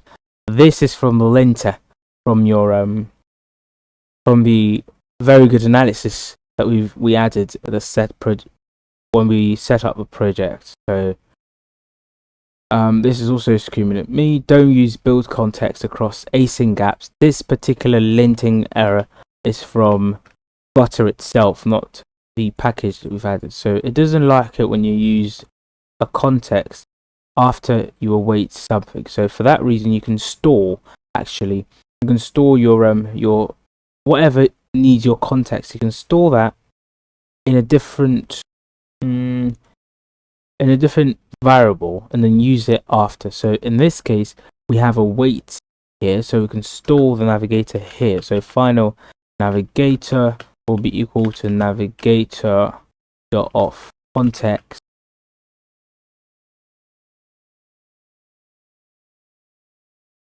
Then over here you can just replace this with a small letter navigator,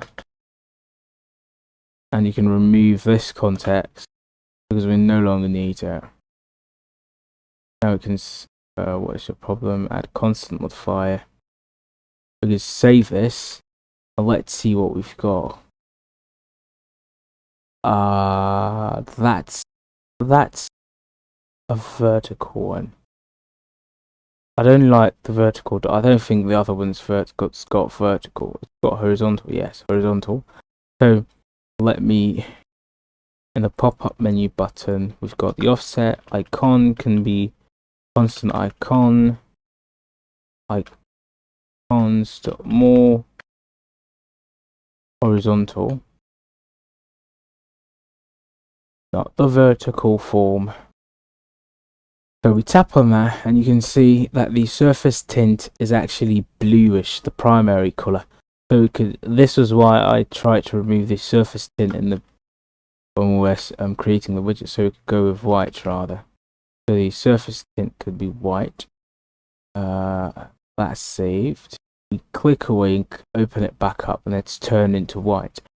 Furthermore, what is your problem here? We need to add the divider that lives between the help and the logout. Let me see. Does this really match what we've got in the UI? Yes, it does. So let's go ahead and add a divider. So the divider is between the help and the logout. So for that, we use the pop-up menu, menu item. Yes, and this child is going to be let's say a divider.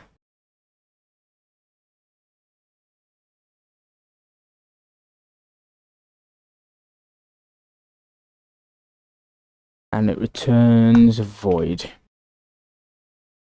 So now for my divider, it's going to have height of 1, going to have a color of grey, dot sheet 300. Yes. It's going to have an end indent because in this version we can in this version we can see it's not all the way to the end, so we have to indent it away from the end by I think that's 20, or I'm going to go with 16, so -4. So an indent could be 16. Start indent or indent, yeah, it's going to be 16 on the other end as well. So this is the indent at the end and this is the indent at the start. So let's save that reload done. Let's open this up. Oh my, no. The pop-up menu item, the divider is too high, so the pop-up menu item itself has a height property. I'm going to set that to 1. Now let's see how that helps.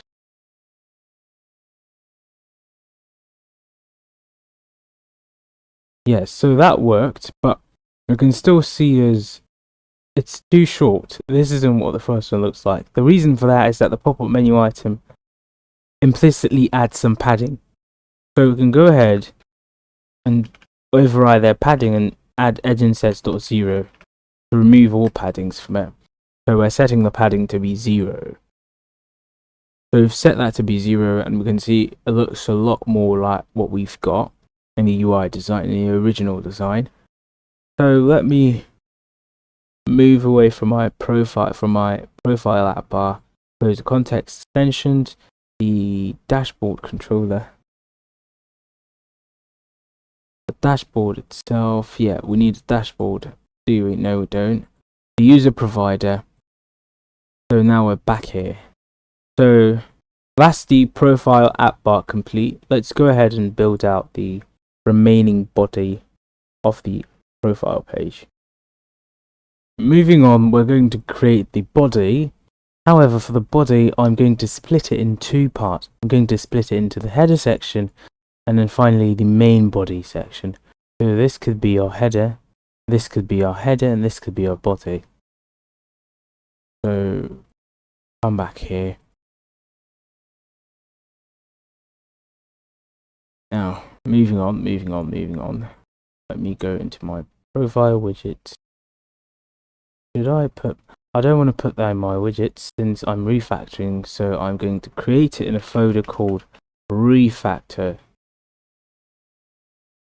or refactors, because it could contain more than one. This isn't part of the architecture. This is just me preferring to not put my the code that I removed from a page because I wanted it to be shorter, not because of some abstraction or some logic. I actually am doing this just to make the code shorter because I don't like seeing huge code in my views particularly, but the widgets can be cluttered up. But in this case, it's not an actual widget, it's a section or a bit from something. So I just prefer to put them in a refactors folder. So it would be profile view. No, not profile view, rather. Profile header.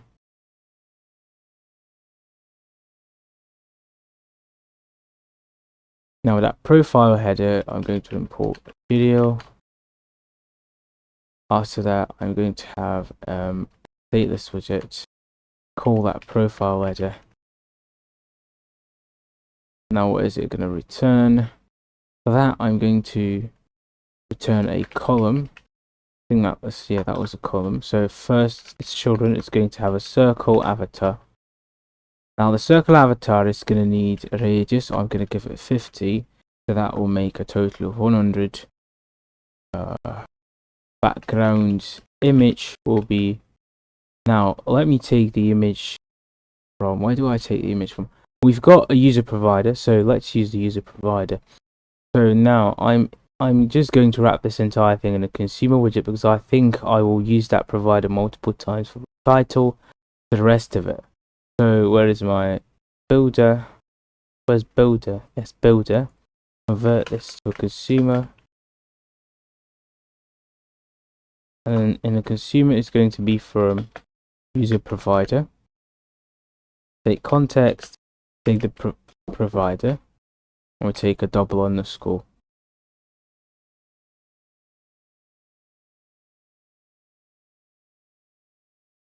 Now after that, let's extract the user. Do I even need this? I think I've already created that user stuff, but whatever. Since we're going to be needing functionalities, how?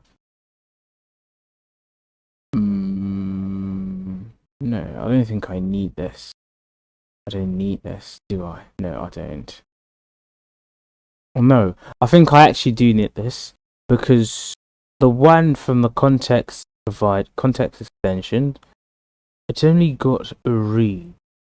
In this case, I might need a watch.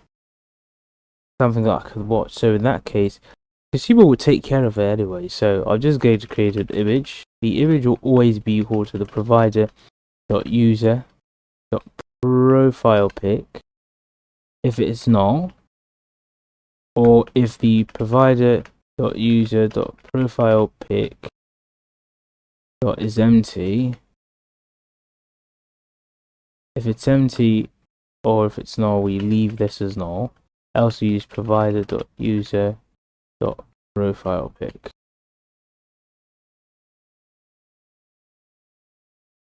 What is wrong with you? Provider.user is empty. Yes. So let me just, final user will be equal to provider.user. I can simply say user.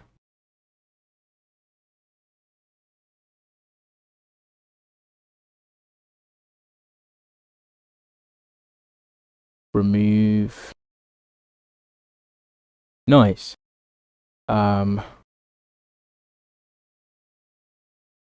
Boom. Change you circle avatar. Close this up. No, sorry. I'm not returning anything, so we can leave that as this. Now we can use the image is not equal to null. We use a network image. Can the image ever even be null? Because on registration, alright, yeah, the user can actually remove their image. So image, network image. So constant asset image will be, I think we've already saved an image in our res, so we can go ahead and use media res dot user. I think I saved it as user, I don't remember, but let's see.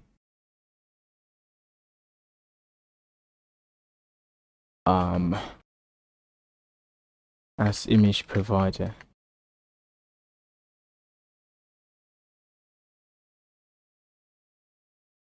I've put that there because it was freaking out when I did this ternary operator. The background image gets confused because it doesn't know what I'm returning anymore. So I'm assuring it that this will be an image provider. So after that circle avatar, we can close down the circle avatar. We can add some space. Height, let's take 16 for the height, and the text will be provider.user. No, we've already got the user up there. Dot full name. Use no user.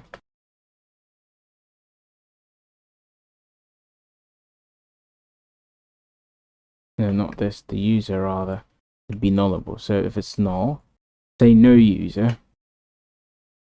Text to line. No, that's rather in here. So text to line. We want center. The style. We want text style. That's gonna be font weight. 600. Yeah, no, we're using 600. Font size will be 24. We want it to be quite fat. Now we go back to our profile view and add the profile header. Add constant, we've added it. Prodo, that's our name, so we've added that person. I can see Prodo's being a good boy. Right, so we can see that default image that we've added in the authentication remote source when the user's image is not. So at the beginning, when you sign up a user, remote data source, yes. So at the start, when you sign up a user, there's no image collected, so we save default. Where is it? Where's the sign up? Where is the sign up?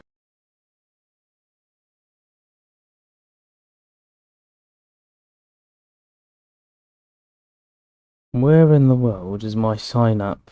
Yeah, right here. So we use this default avatar. That's from the constants that we saved, and that's what it is, basically. So save the text, and then next up we've done the avatar, the first text, and then the bio. So now the bio is actually nullable. So if user dot bio is not equal to null, and the user, if user.bio is not equal to null, so at this point we're sure that the user isn't null, because if the user is null, at this point it will return the function, it will return the condition as false. So at this point it's no longer null. So if user.bio is not empty, so first of all we check if the user is not null. Now if the user is null, this will return false. If the user is not null, we go ahead and check if the bio is null. If the bio is not null, we continue, and then we check if the bio is not empty, and we continue. So now what happens then? We use a spread operator and insert a list into our widget tree. So this is called a spread operator. This is how you add a list of items in an already existing list. So we're in a list. This list is the children's list. If you've got to add a list from maybe an outside source, so maybe if you've saved a list here, maybe final list of options is equal to some list, and you wanted to add that in here, you can't go ahead and say list of options. That wouldn't work. Yeah, you'd have to add list of options with a dot dot dot behind it, and that will simply add your list for you. So this would work, but we don't have a widget here. So let's see it. So let me declare the type. You can see that works, but that's not what we're here for. So for my case, the reason why I'm adding a list in here is because I don't like the idea without this. Normally, if I'm adding more than one thing after the condition, so for example over here we're adding a size box first, then after that we have to add something else. You can see that the cursor has gone back instead of coming here to show us that it's still under this condition, right? So I don't like playing around with that because it gets tricky. You could easily make a mistake, so I just can't add a spread operator, insert it in a list, in a separate list. So now it knows if this condition is true, then render this list. So this way everything is in one list and it knows just to render that list. So we could go ahead and append it that way. This is why I do that. So whenever I have more than one, I always, you can be rest assured I always do that. So this way, even when it's badly formatted, it still knows it's rendering everything in that list. Symmetric, horizontal. I'm actually going to take this by percentage. So I want 15% of the screen's width. So that would be context.width, because we've saved the width in the context extension. So times 0.15. That is 15%. After the padding, yeah, we can go ahead and add a child text. Now we are going to use the user.bio because at this point we're very sure that the user is not null and the bio is also not null. So we can go ahead and text align, and we can use center yet again. Now it's saying the user doesn't have to be null.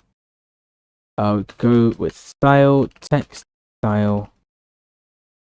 Now the weight could be 400 is okay. I think 400 will be okay. The font size, I'm going to use 12. The color, let's make it a lighter color, so neutral text color. Now after that, I'm going to add a little size box after this, after the entire thingy. So this is where the column ends, so I'm going to add sized box height 16. Why? Because I don't want to have to add the size box here after the profile header. So this is the space between the profile header and the rest of the body. So that's our profile header done. Let's save this, and we can see nothing appears. Why? Because I don't have a bio yet. If we go over to the let me open up a Chrome tab and go to the application, and we can see how we can add a bio from our dashboard, and it appears here immediately. Yes, so this is the email and this is our user. I'm on the About Firestore dashboard, so we can see Frodo Prodo. We can see the bio is actually not, so I'm going to change that, and we're going to set it to be a string, and we're going to set the bio to have a value Frodo Prodo capitals, got respect course, Frodo Prodo representative, update. We don't see the update here. Why is that? Let me see. We're not getting the live updates. Not getting the live updates. Still doesn't show up. Give me a bit. Let me see what's wrong on my dashboard. This is actually weird. So I've added a debug print for my current user's bio, but it still prints null, even though the server actually has a bio being Frodo Prodo's representative. Yes, so alright, let's try a hot restart instead.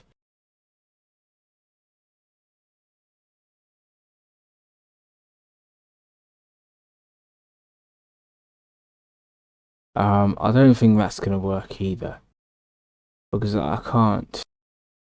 No, it's still not. Why? Is my device disconnected from the internet? It's probably yes, though. But I'm connected to the internet, though. Give me a second. Yes, again. I've gone back to my Dream Builder. When we arrive at the dashboard, this person's supposed to fetch this data. So I don't think this is getting triggered. I don't think so. So let's see. Debug print. When there's data, debug print dot data. So let's restart this and see.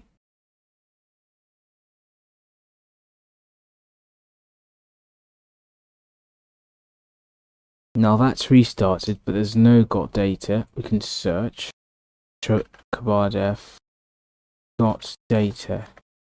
There's nothing like that. So we've left match case on. I'm looking for got data. Alright, so we got data actually. Wow. So why is it null then?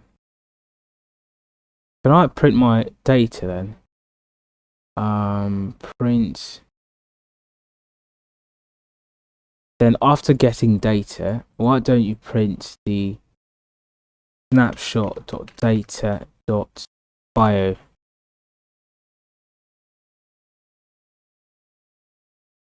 Let's restart that. So the bio from here actually says Frodo Prodo representative. It sends it to the context.read user provider.user, and it sets it equal to the snapshot's data. Now when that happens, the already built profile view does not receive it. It doesn't receive it though. Why? Good question. Why haven't you received it yet? So give me a bit to think through this. Something's wrong. Something's definitely wrong. Right. So I found what the issue was. So when we're setting the user, we're checking if the user is already equal to the other user, then ignore it. Right. So if the new user is equal to the user we already have, then ignore it. Now we're using equatable to override our value equality.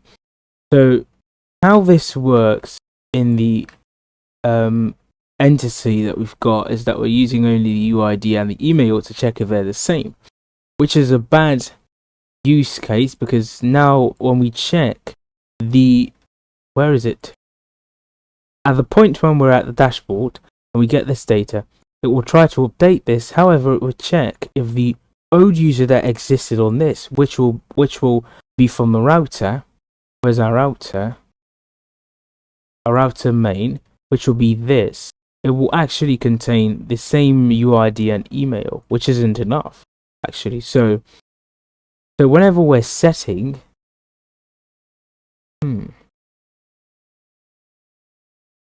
then probably we should use every single data in there. So if every single data in a local user is the same as the other user, then they're equal. So let's go ahead and use every single thingy. So for that reason, so that way, if this is basically saying if anything has changed in the new user, then no, it's a new user basically. So we've got UID, email, profile pic.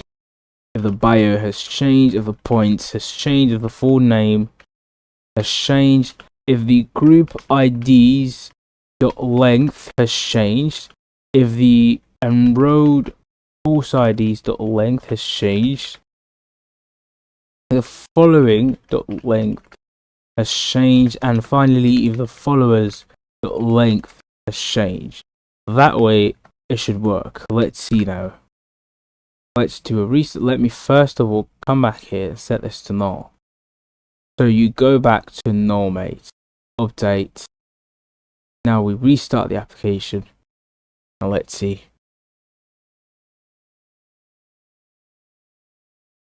So after restart, it should actually still be empty, because we've set it back to null on the server. Wait for that quick flash in order to know that something's happened. Yes, so there's that flash. We can see it's still empty, and we can also see that the UI is updating as well. Yeah, so we can see our default user. Boom. Now that is the default user that we've set. So let's go here and set it to string, and we've got Frodo representative. Update, and we need, yes, beautiful work. So we've done that, and it updates live from the server, and that's it for the header. Next up, we build a body. I think this is too close to the top, actually. Should I push it down a bit? No, I don't care. It could be all the way up there. I don't care. So let's go ahead and build the remaining part of the body. For that, we also go into the views, because we're still in the profile feature. So edit profile will be a part of the profile feature. We create a file, edit profile view, cancel, and we create a stateful widget, because there's going to be a form where you fill out fields, and so let's see what the UI looks like. This is what it looks like. So we've got the stand button at the top, we've got the user's image over here, we've got some hint text and the rest of it, and this is it. This is what we've got. So let's go build that out.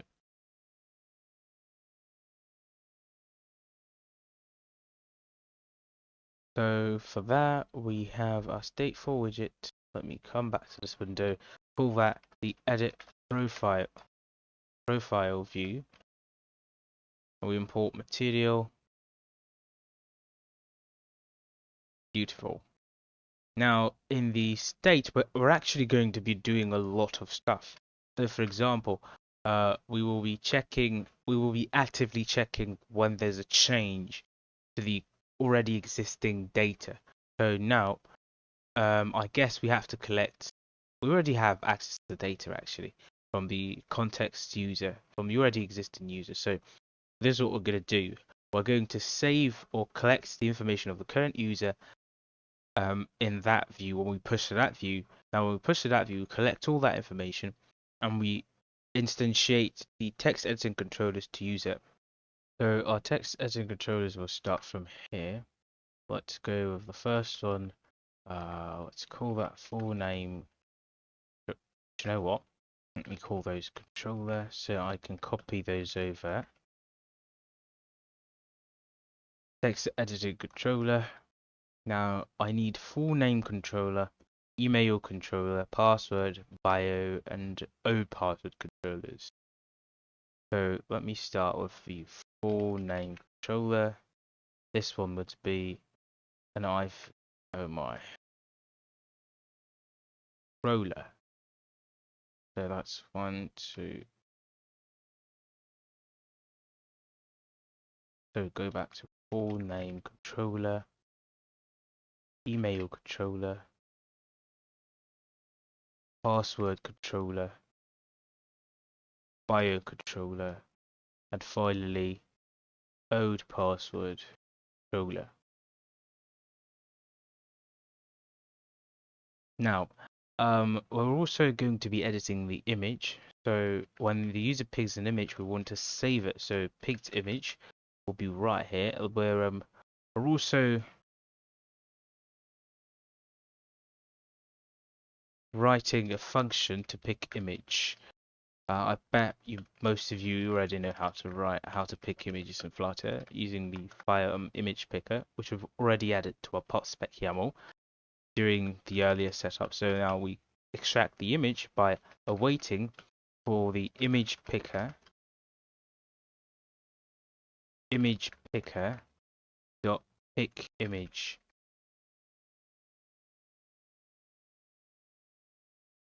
Now it takes a source, so you can tell it to take from the gallery. So we want the user to pick from the gallery. Now the user can actually exit that the picker without picking an image. So in that case, the image could be null. So if image is not equal to null, we set state picked image to be equal to a file with the path as the image.path. And that's it. That's how we're going to be picking images.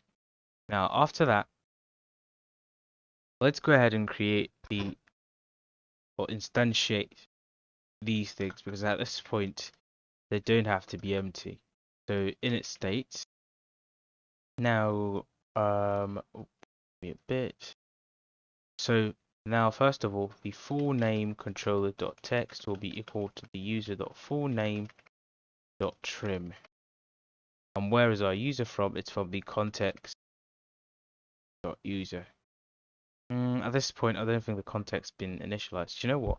Let me create a user at the top. So final user will be equal to context.read user provided. The reason why I'm doing this, not using the context.user. You know what? Let's use the context.user. Probably done at this point. So context.user. And say bang operator dot full name. Current user rather, not user. Current user. Dot full name dot trim. If it doesn't work, then we can switch it. The reason why I'm wary of this is because we're using the context before the state has been initialized, before the initialization is complete. But hopefully that works, because what we're trying to access has already been created in the extension. So biocontroller.text will be equal to the user.bio. That's the context.current user.bio.trim. Now the bio is quite nullable, so to do that, we could also show you that the current user is not nullable. .trim. Now if that's null, we can leave it as empty. Yeah, that should work.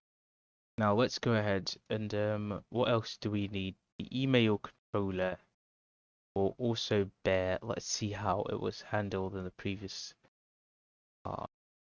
Now the email controller didn't actually contain the proper email. It was some formatted version of it, so we're going to handle that later. The password we don't need to put there. The bio we've already done. The full name we've done, so we're left with used to. So let me go back to my application. We will handle the email part later. Let's go into our dispose method and dispose everything. Let's override dispose.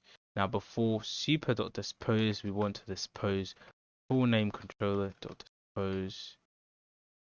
We have that 1, 2, 3. That's and the old password controller as well. So that will be the email password, old password. What else is there? Full name, email, password, old password, and bio controller.dispose. Now, after that's done, let's go ahead and build the UI. Now, however, back to this UI. The reason why I haven't initialized the email controller is because, according to the UI, it's meant to be empty. Actually, the email comes as a hint text, and not as an actual text. So, for example, this one's got the text, and we have to declare it in order to change it, right? So you can also see that the done doesn't work if the text is the same. So if we clear this out, or if something changes, then it automatically detects that something has changed. Then it gets active and lets you push it to the server. However, if it's literally the same text over there, then it goes back to grey and inactive. We can also do the same thing here. Once it changes, that gets activated. If it gets back to the same default value, this changes. The same with the current password, the bio, and so forth. So let's go ahead and add that detection functionality. Let's go back to our application. First of all, how we're going to do that? So first of all, we need a way to detect when something has changed. So for that reason, I'm actually going to, in my state, you can see that the state is actually getting longer. If you want to take care of this, you could create a provider and abstract this state. Remember, I told you that in this app, we're going to be using provider for state abstraction actually, not for the proper state management or inter-layer state management or communication with the user interface. We're only using that for state abstraction. In this case, we could just cut out this part and abstract it into the provider, basically. But then I'm actually not going to do that. I'm actually just going to stick with this right here. So we could go and have I done the dispose? I've done dispose. So after this, before we actually dispose, or even before the init state, now I'm going to have a getter called name changed to detect when the name has changed. This will be true if the context.parent user dot trim is not equal to the full name controller dot text dot trim. Please, that is not nullable. What? Oh, sorry. It's actually meant to be dot full name dot trim, yes. So if it's also null, this will return false. So if the current user is null, name change will return false as well. So nothing's changed, so we're not pushing anything. This is what this question mark will help us do. Now we go for email changed. The email has changed if the email controller dot text dot trim dot is not empty, because by default it's going to be empty. So once the email controller is no longer empty, then we know that the email has changed. Now, how do we detect that this password changed? Ball get password change.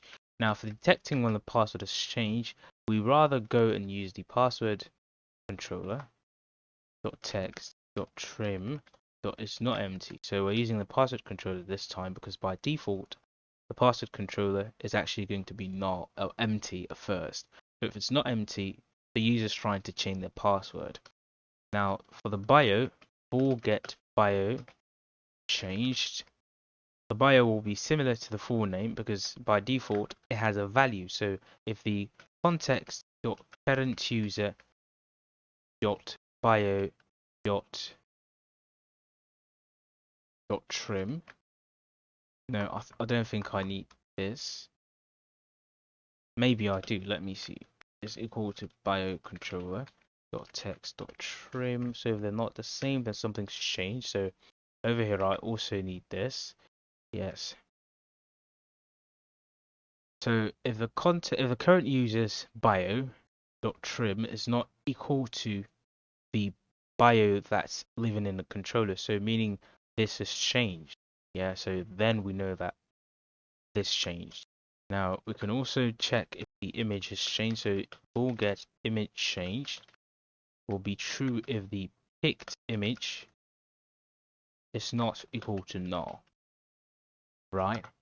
Now we also have to add a bool. I prefer to do this. Nothing changed to know if nothing's changed at all. So nothing changed will be true if the name didn't change and the email didn't change. And what else? Password didn't change. The password didn't change, and the bio didn't change, and the image didn't change. Oh, sorry, image change is not true. So if none of these have changed, then we know that nothing's changed at all. So this has actually got pretty long, so I'm actually going to do that abstraction right away.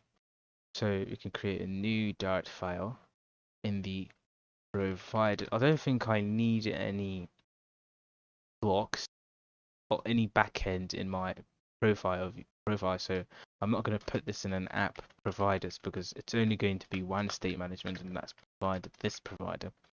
It will be in the providers directory, and it will contain the profile edit profile controller.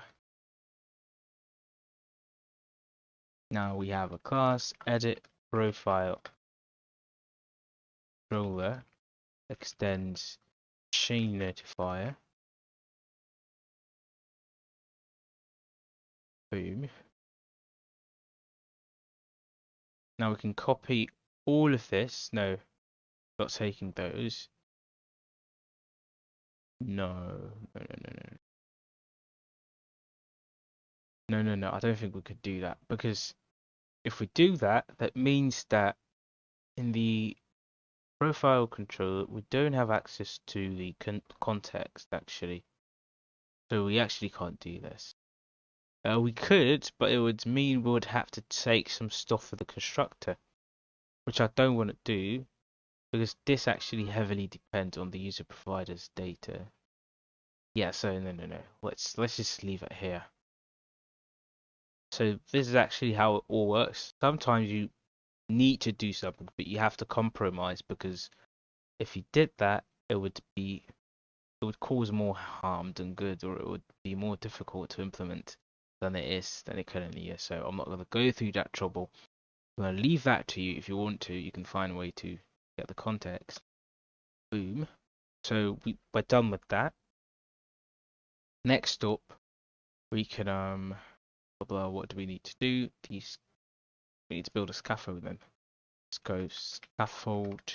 Oh, we also need the auth block because when the user's done, they're going to be submitting the updated user's data to the server. So for that, we actually need the block. So I'm actually going to wrap this with a block consumer because I need to listen and also build.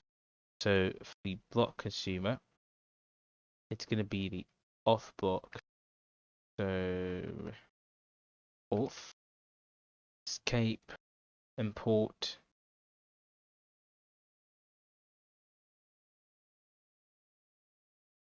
format.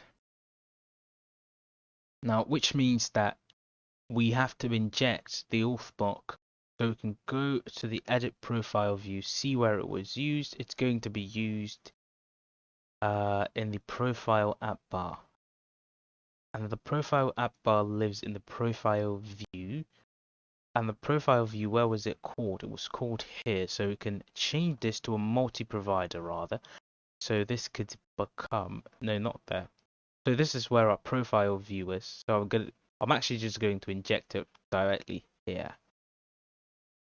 So wrap with widget, change notifier provider. Now we're going to create with an underscore, and we have SL auth block. Boom, done. Nice. Format, add some commas to make this prettier. Oh my, oh my. That's gone wrong, horribly wrong. Comma, format, please format. No, what have I done wrong?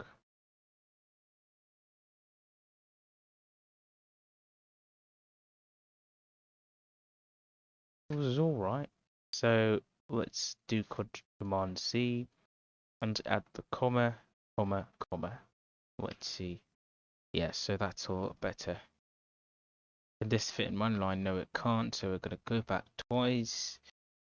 Chain notifier provider does not conform. Oh, this. Oh my. This is a BLoC provider rather. Now, after the BLoC provider, we also have to go back. So I've injected the BLoC provider, the block rather, into the tree. So as my edit profile view, it's right here. So we can receive that here. So this doesn't freak out on us. So now let's go ahead and write the listening logic. So if we have an error, first of all, let's handle the success state. So the only thing we're actually going to be doing in the edit profile view will be editing a user, basically. So if the state is user updated, so this is the state that we pump or we emit when the user has been updated successfully. So we do what we show utils.show snackbar. So that's the core utils rather. Show snackbar, and we give it the context, and the message will be profile updated successfully.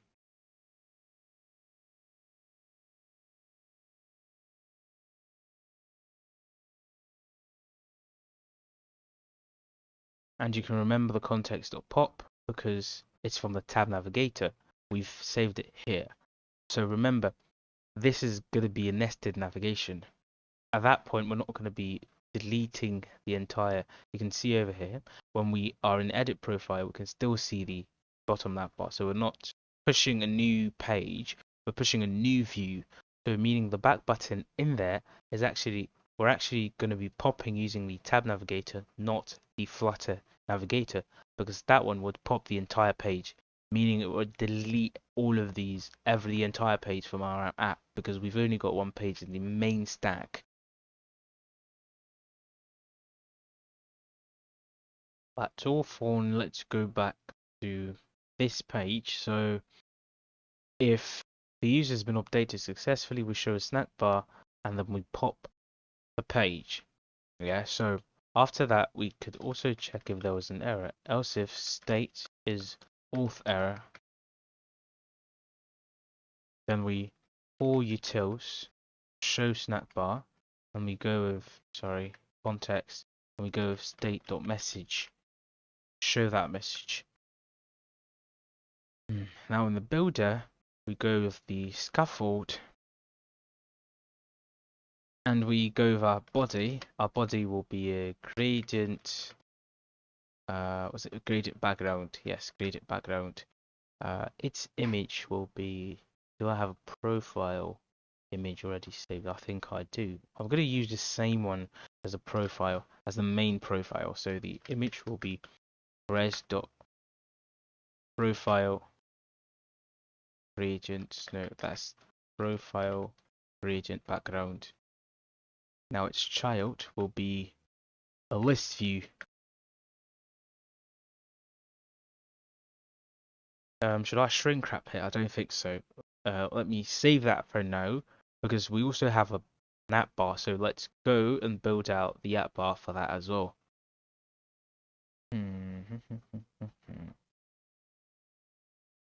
So that would be minimizing the body. First of all, let's push this into the stack, and where is it? That would be in the profile app bar.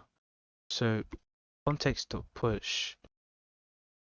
So the context.push, what we actually want to push would be the right. So this is, I think this is rather where I have to insert my BLoC provider, because this is where I'm actually going to push the edit profile view. This is where I'm actually going to need the authentication mostly. So if I push it from here, we don't get the same auth that we have at the top.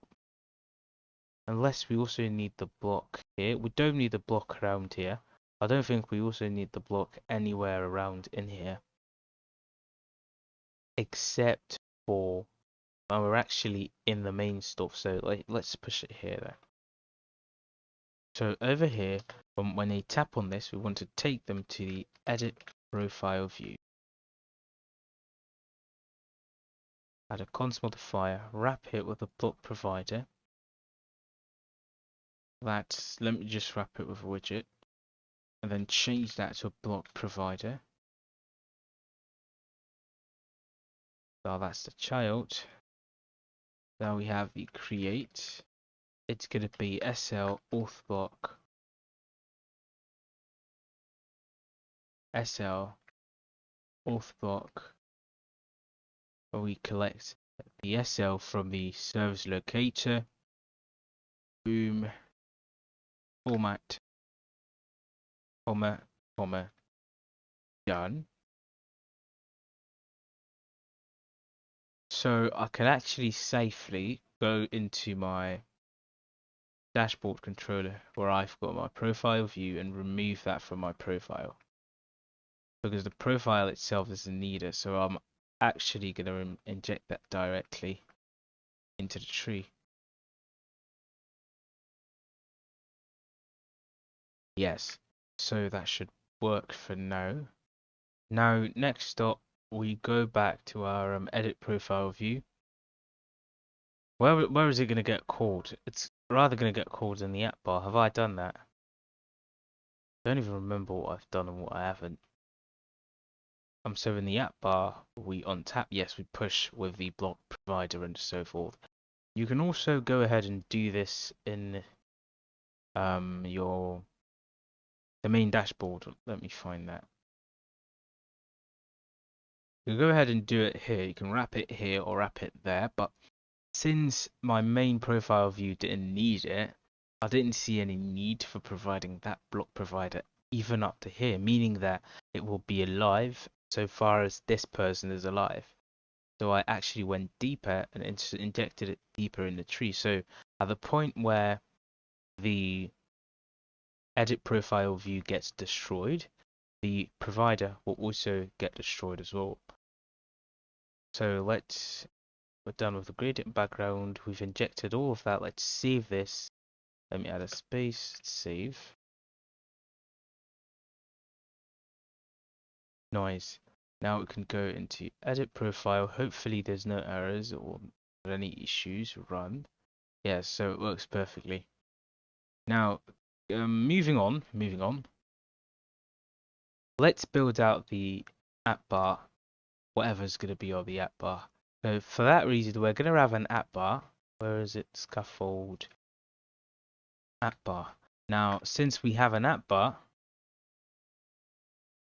we're also going to need to extend this image behind the app bar. So extend body behind that bar will go to true, and let me set the background color to white.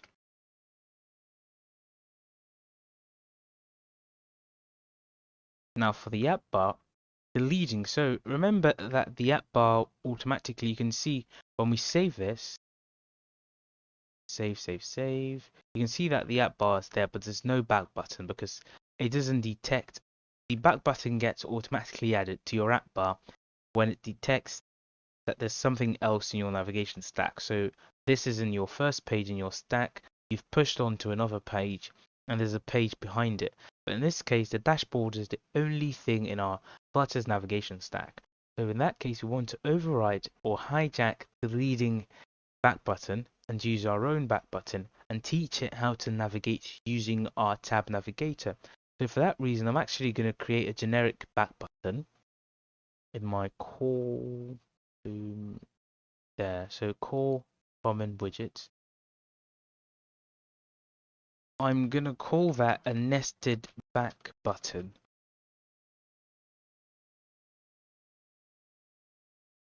No, I don't want to add that.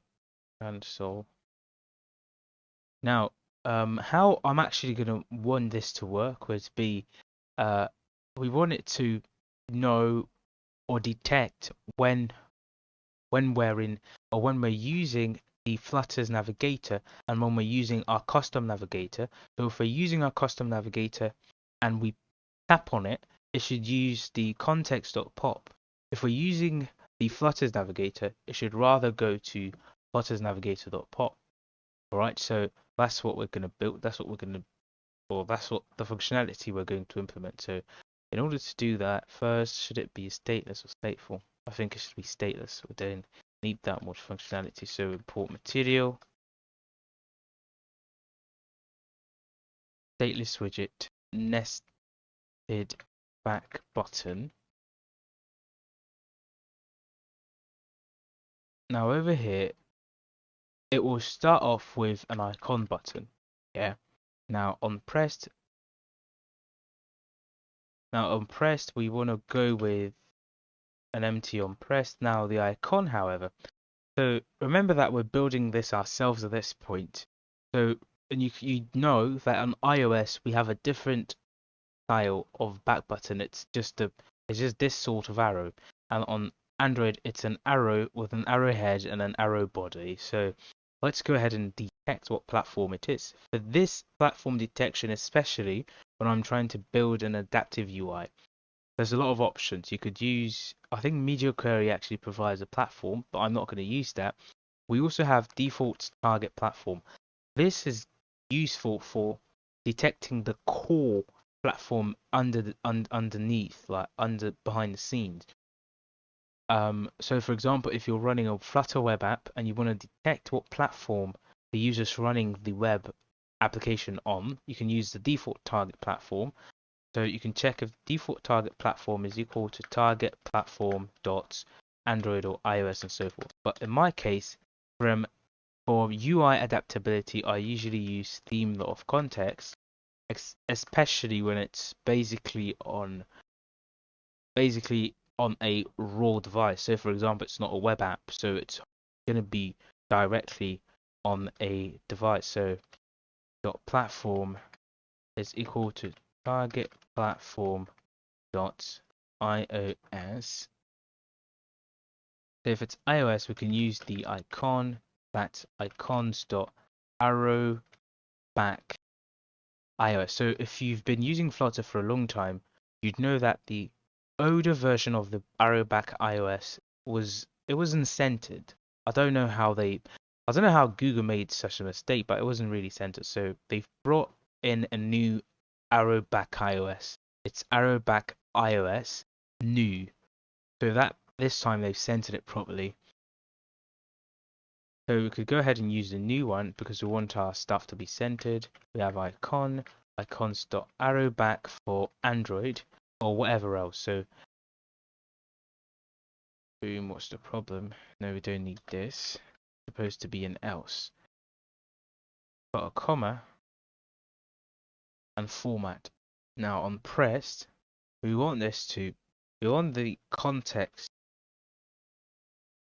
No, first of all, remember we're not just popping with this. We're actually trying to detect. We're trying to detect if we're using a back button from the Flutter Navigator or we're in the Flutter navigation stack and not our custom stack. So for that, if I actually went ahead and did a context.pop while we were in a Flutter navigation stack, now what it's gonna do is this.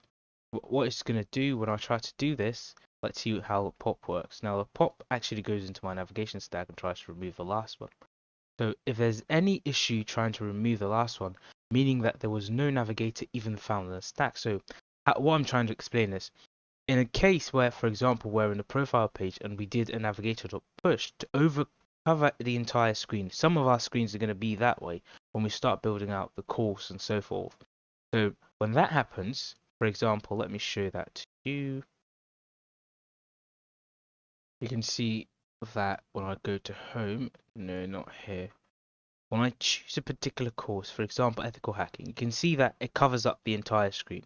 So we've added a second Flutter, second app or a second page to the main Flutter's navigator, main navigator stack from Flutter, the one we get when we do navigator dot off context or whatever. We've added a new page to it. So this page does not even belong to our tab navigator rather. It doesn't belong in it at all. It's not existent in here. Now, when we use a nested back button here, which we're going to do, and we call context.pop, what it's going to do first in the pop is it's going to try to use the tab navigator. The tab navigator itself is trying to read a tab navigator off context, right? But it's not going to find it because at this point we haven't injected any tab navigator. Remember how we're injecting the tab navigators? We're doing that using the dashboard controller.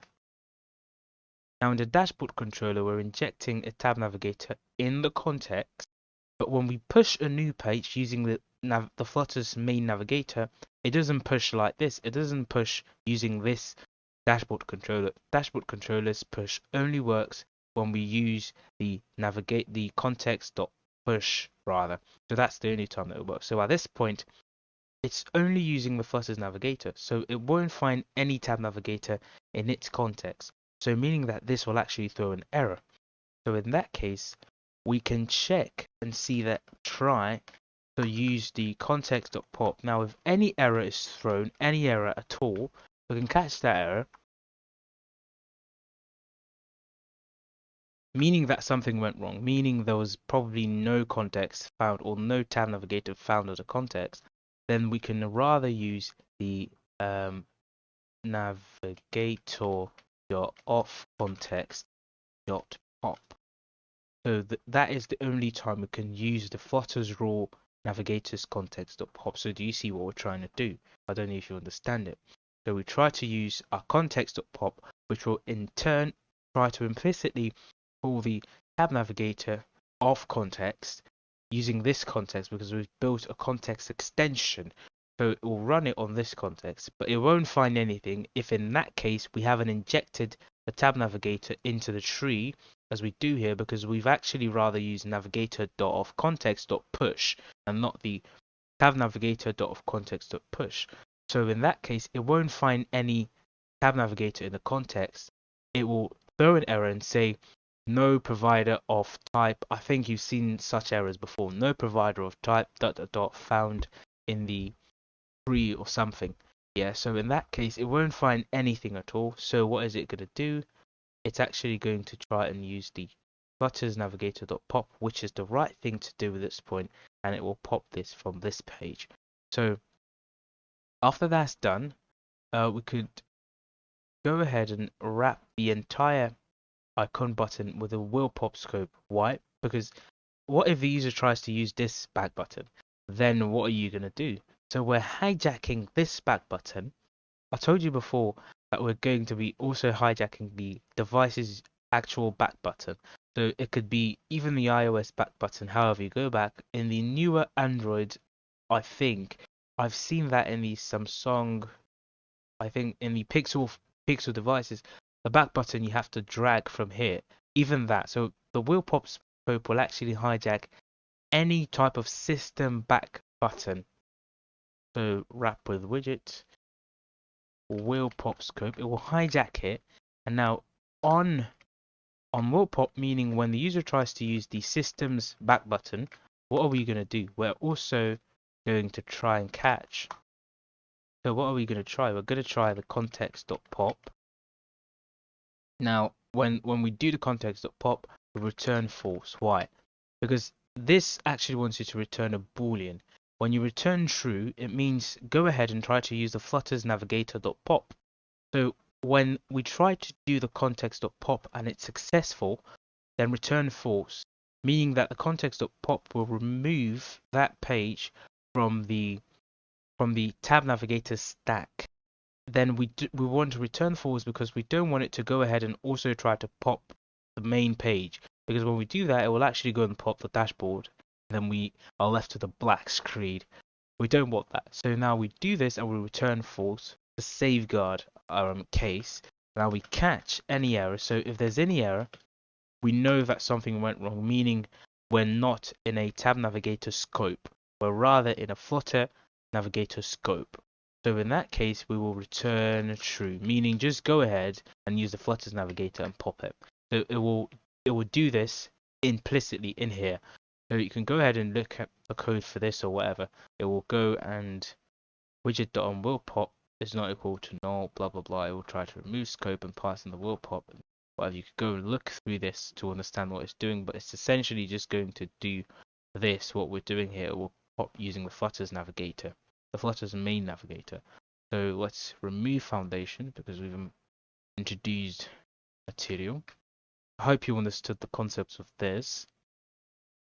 So we've completed that. So now we can go ahead and use our nested back button after we hijack this. So the leading will be the nested back button. This. At a constant. Let me go back to the main application. It's so slow. So we can save this. No, let's put a space and save. Let's see the back button appear. Beautiful. So now when I tap this, watch what happens. When I tap this, it will pop. You see that? Let's go back to the edit profile view. Now on tap of that will pop. Now we need a trailing. No, we need a title first. Title will be a text widget. Now the text widget will have a text edit profile. Its style will be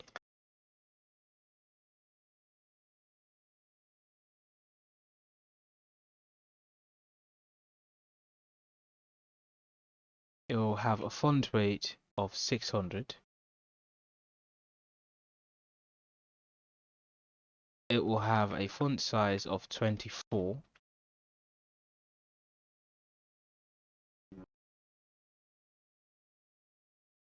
We can add a constant if that's what you want. Now we can go ahead and continue with the trailing, which will be our actions. Now the actions will contain a text button. Now the text buttons on press will take care of that later, but the actual text button's child will depend on the state. So if the state is auth loading, we return a constant center child circular progress indicator. Now where does it end? I think it ends here. This is the, oh my, stop. Yes, it ends there, so we can, where am I? So I'm in the center, unpressed, a comma, and then we can add the colon, and we can say if that's not the case. Now, if that's not the case, we want a text widget, yeah, that says done. Oh, sorry. And its style will be text style.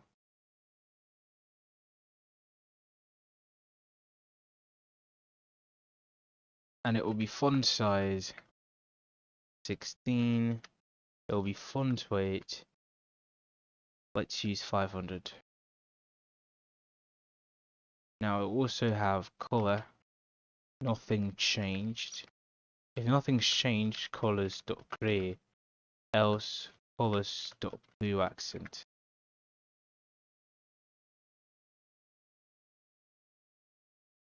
Got a comma.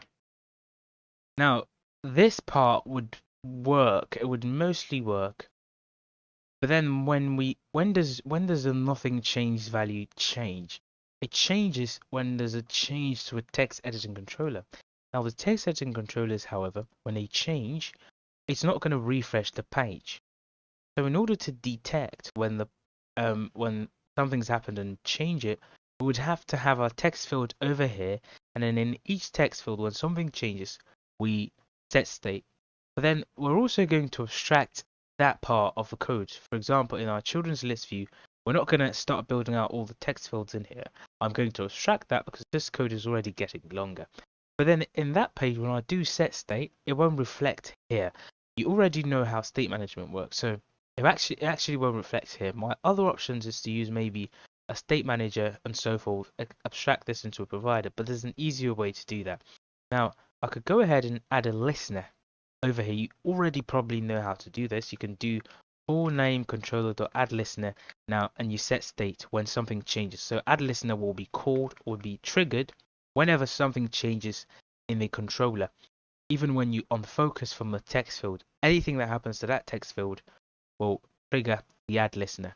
So, but we don't want to do that here, however, because if we do that here, it will refresh the entire page. That might be too expensive. So remember, I'm teaching you how to build your application in a way that's industry standard. You have in mind that your application is going to production. In production, you want to optimize your app to the best way you can actually.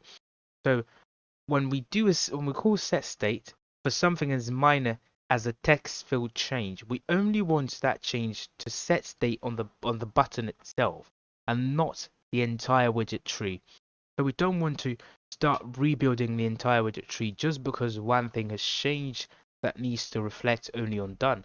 So I don't know if you get what I'm saying. The only thing we need to change when there's a change in the text field is the done text actually.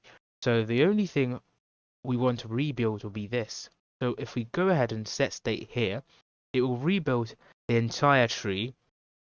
Yes, including this, but then that will be too expensive. So in order to do that, we can actually make this alone get rebuilt. How can we do that? We can wrap the text widget itself in a, what am I going to wrap it in? Let me wrap it in a builder because we don't have a stateful builder in the option. So we wrap it in a builder and we change that builder to a stateful builder.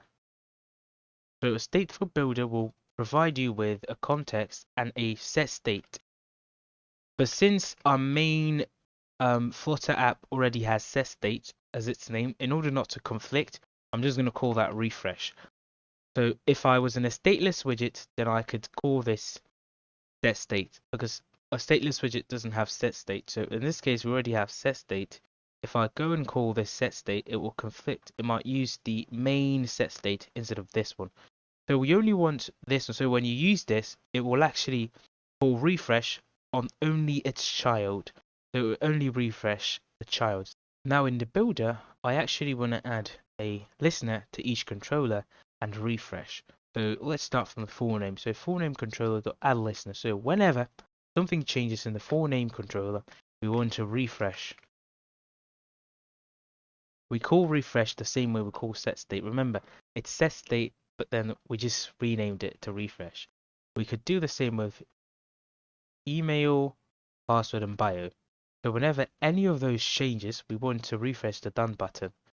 So that way, when we call a refresh, it will actually trigger the nothing change. The nothing change will trigger the name change and the email and password. It will basically trigger everything else. So this is our main.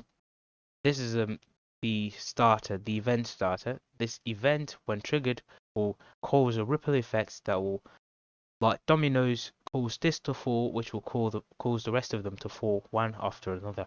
So let's go ahead and change this to password controller. And change this one to the bio controller. Boom, done. So return text, ... So that should save us from all that trouble.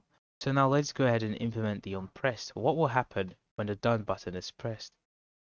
Now, if nothing changed and someone taps on that button, then context.pop, meaning they're done looking at the page and they didn't want to change anything at all. If that isn't the case, however, I'm actually going to use the BLoC a lot because I'm going to consider every single scenario of something changing. So should I abstract this here? No. Let me leave it in here. It might make the code very long, but don't worry. So for that reason, I'm actually going to save the BLoC. So it will be context.read auth BLoC. Yeah. Now we're going to start using the BLoC. So if name changed, so if nothing has changed, then we will pop. But if something changed, then we want to find out what has changed. So first of all, we check if it was the name that changed. If the name got changed, we BLoC.add a update user event, and the action will be display name. And the user data will be the full name controller.text.trim. Boom.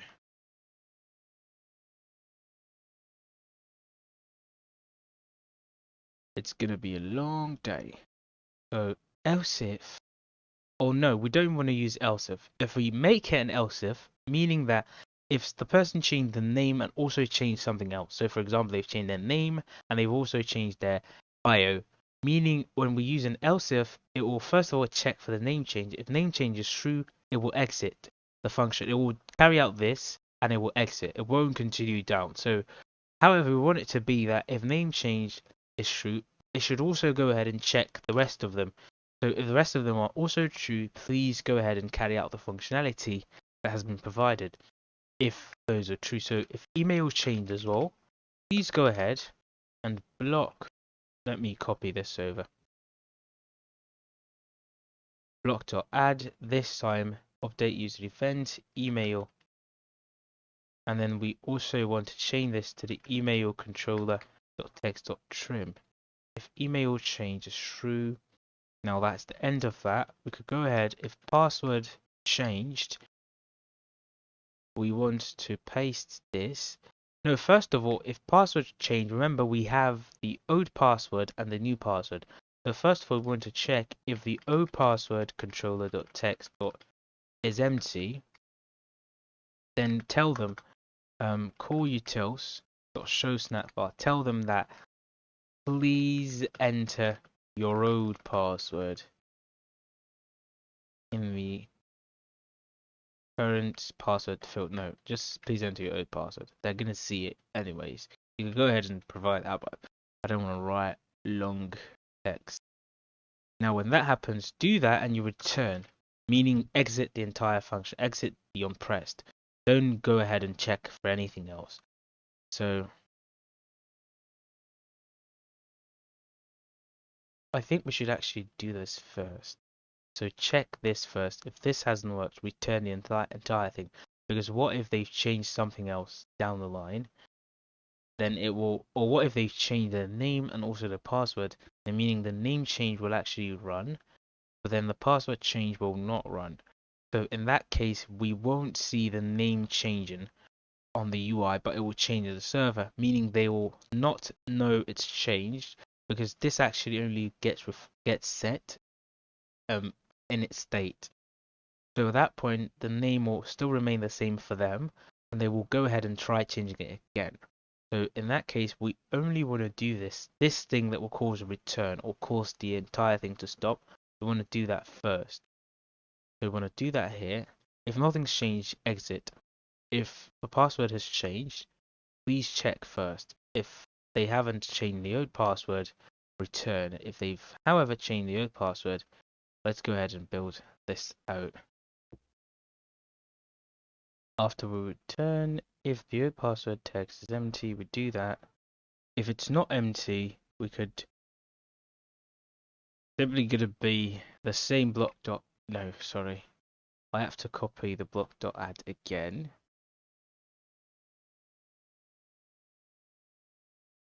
So if the old password is not empty, we BLoC.add a user event. This time it's gonna be password. However, the user data, remember that for password in the authentication remote data source, let me show that to you. auth remote data source, when it's changed password, we're expecting this to come in the form of a string actually. So let's go ahead and JSON encode. Now what are we encoding? We're encoding the old password, and its value will be the old password controller.text.trim.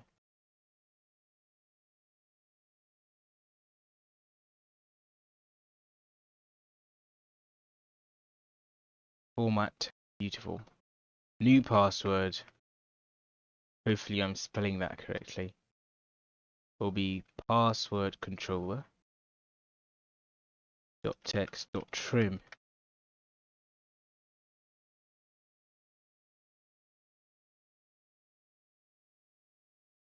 Now that's it. So block.add, update user, blah blah blah. What else have we got left? So we've done everything except for image change. So I can minimize this, that, you, and you, my friend. Minimize this, that. Yep. So if image changed is true, we have to paste, and then we go with its image or profile pic. Yeah, profile pic. And for the user data will be the picked image basically, which will be a file. Yes, a file.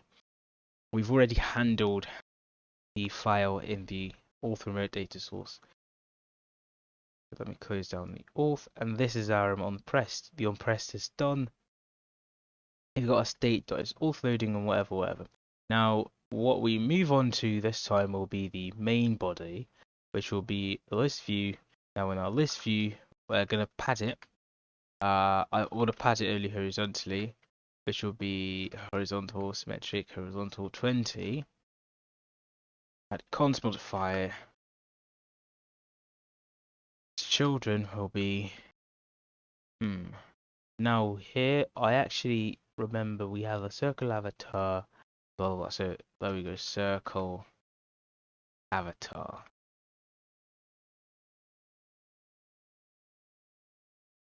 And after the circle avatar, we have a text underneath it, if I remember correctly. Yeah, I do remember correctly. We have this little text, but before we actually add that, let's build out the circle avatar. So the circle avatar actually isn't just a simple circle avatar. It's got some stuff on it. It's got this darkened overlay over it, and then it's got this pencil on top of it. So we've got a circle avatar, but that's not enough though. Now the circle avatar will have a radius of 50, as we already do in our profile screen. A background image. Now if the picked image is not equal to null, use a file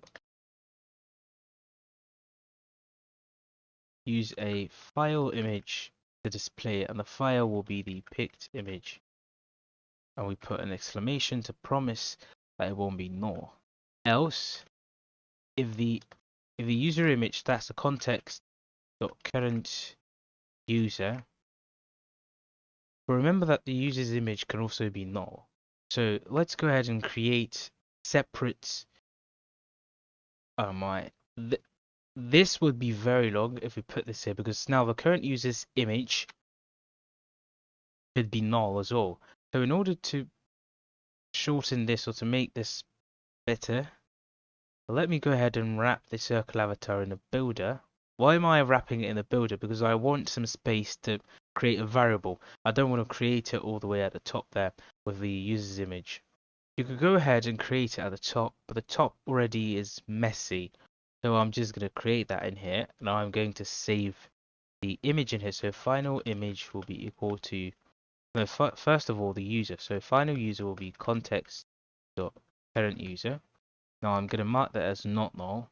Now the final image, the user image basically, will be equal to the user.profile pic if it's equal to null, or if the user.profile pic dot is empty. If we mistakenly set an empty string or whatever, we should return a null for the user image. Else we want to use the user.profile pic. Now that will make the ternary operator over here a lot shorter. If the profile pic is not null and whatever. What? Else user.profile pic. Now this will make this ternary operator shorter because we would have had to add all of this in here, maybe put in a bracket in order to make it its own boolean. But now we have a shorter syntax, so we can just simply check if the user image is not equal to null. Use the network image with the image of the user, that is the user image. Else use the asset image, which is from user, mediares.user. And it doesn't recognize this as an image provider because this is what it wants. You can read the error message. Type object can't be assigned to an image provider, so we can force this to be or promise it this is an image provider, so that way it can stop screaming about this. So command alternate L, and that gets formatted properly. Now we can see how this has saved us a lot. So this has saved us from having to put all of this long code here just to check for the user image. So that's why I've added the builder. You can again go ahead and cut this and move it to the top, but I don't want that. So now we return a circle avatar. Now the circle avatar isn't complete just yet. So let me save this first. Yeah, so we can see that's ugly. So but this is where my circle avatar ends. Now the circle avatar does it have a fit? I don't think it has a fit, but whatever. Let's go ahead and create the child. Wait, can I create a fit for it?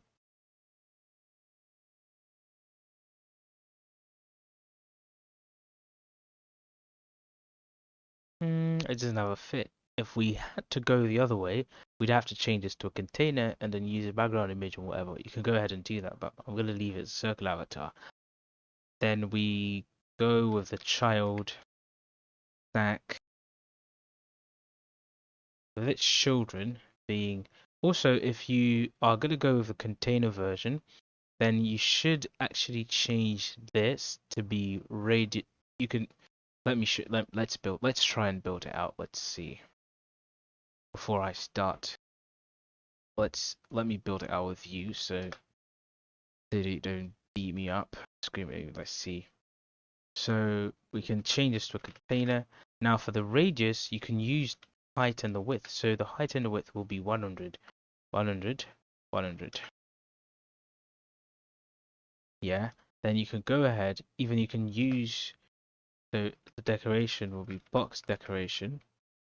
It will have a shape of circle. Then we can have an image, which will be a decoration image, and the image itself will be this.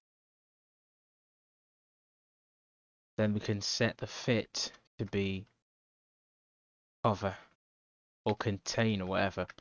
Now you could go ahead and do it this way, though it doesn't fit. Let's see, contain.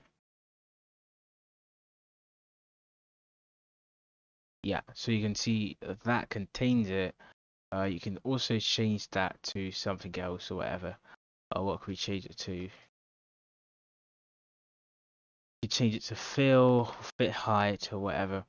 But I'm gonna stick with the circle avatar version. You can see how ugly that is. So you can go with contain rather.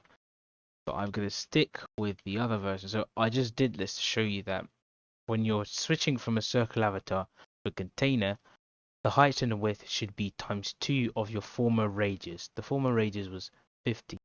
So you multiply that by 2 and that is it for your height and your width. And you use the shape circle. When you're doing the opposite, going from container to circle avatar, you divide by 2 and use that as your radius. So if the radius of your container was 100 by 100, then you make your radius. If the height and width of your container was 100 by 100, then you change your circle avatar, then your radius becomes 50. So boom, boom, we've got this at this end. Save that. Yep.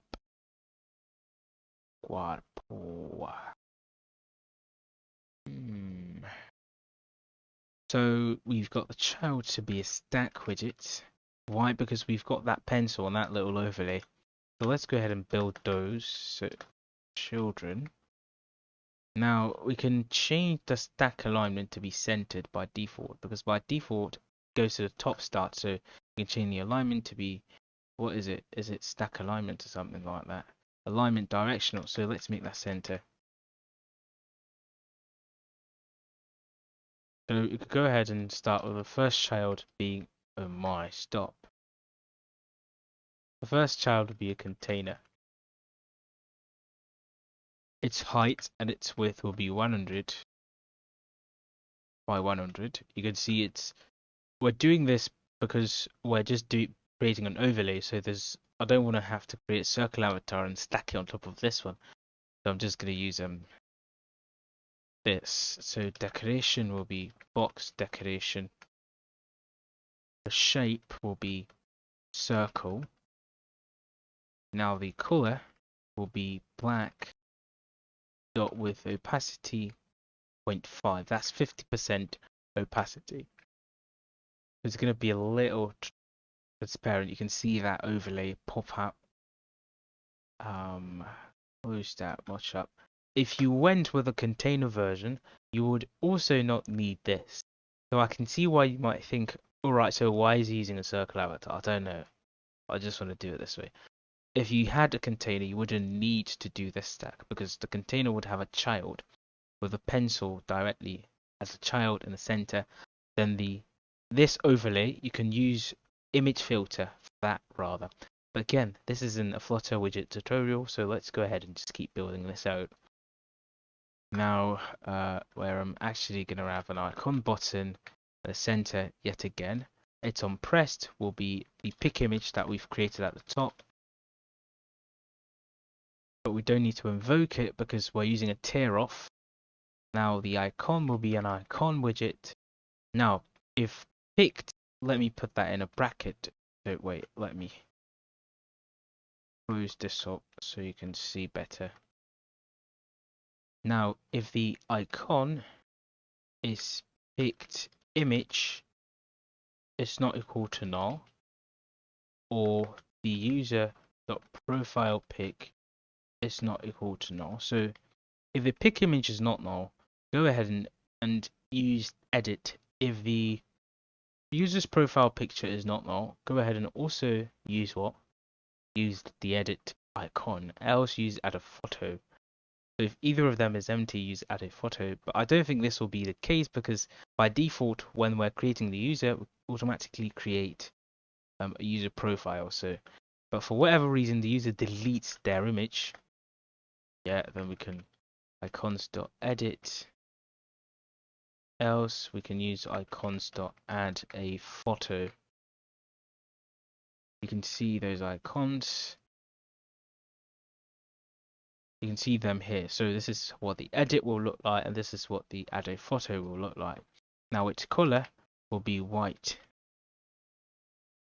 Let's see that icon come up at the top. We can see that icon because we've already got a user's profile pic. Then it will have that icon button. Now on top of that, we can pick an image and change that image. So we can see this pop up here and let us pick an image. That is pretty slow. We could go to the gallery to see if we could find any images. Maybe download, if I downloaded any image before. Yes, so we could go and use this. And you can see that done has also changed because it's detected that something's changed as well. So let me pop this page. Let's go back. Edit profile. Let's go back to the top. I actually want to do something here. No, never mind that. Never mind that. Never mind that. So let's go build out the body then. So we've built out this top header or whatever. Let's go and close this up. Where is it? Where does it start? It starts with the builder. Close up the builder. Add a constant sized box, which will have height of 10.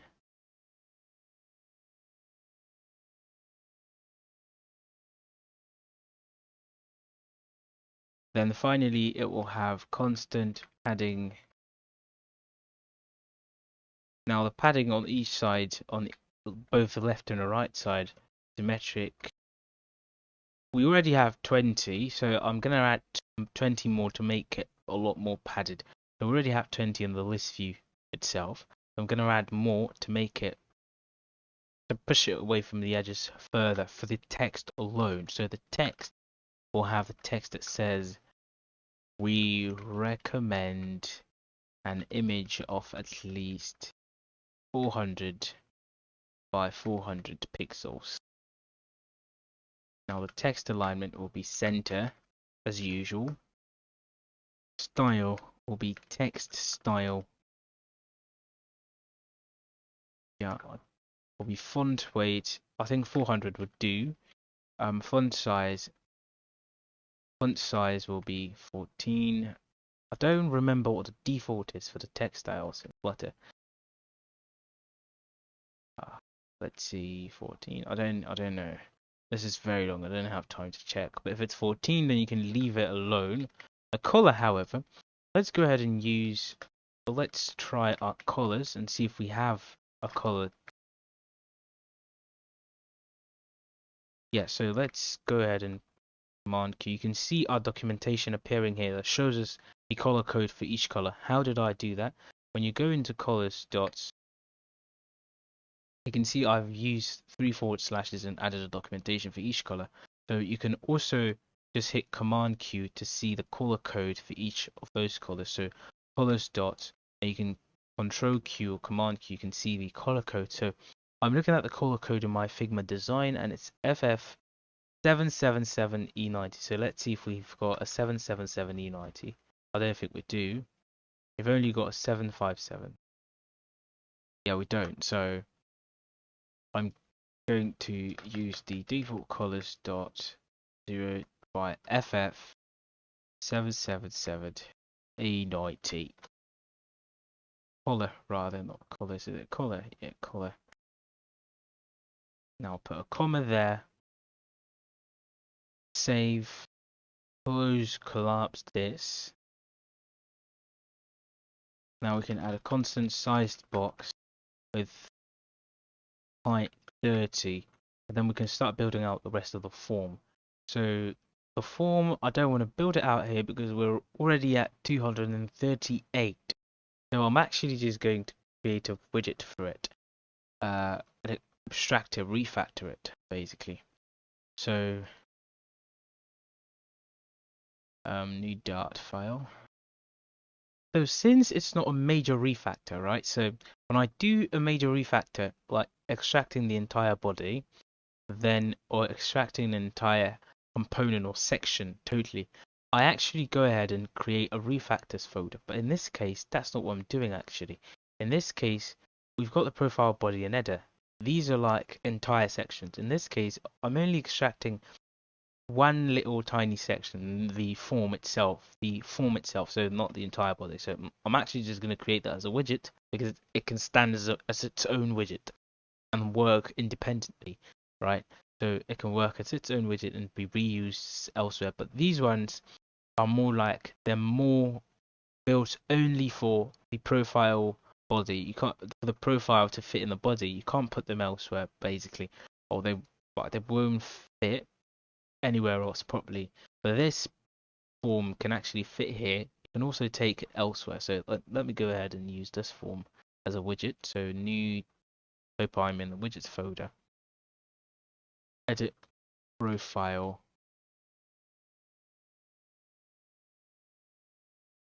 We started off with a import material as always. Now we can class a stateless widget, edit profile form. Now in its constructor, we could collect every single controller we require. So that's all the controllers we require. Let me edit profile form.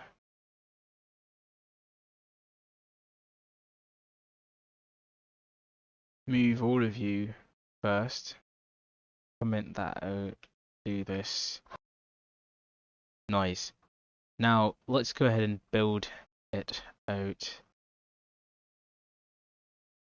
Now it will be a column of text fields.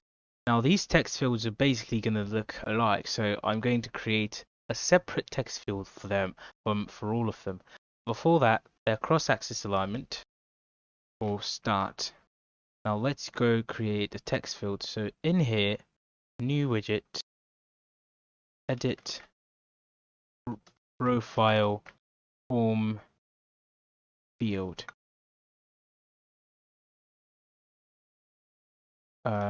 Import material first. Stateless widget, edit profile form field.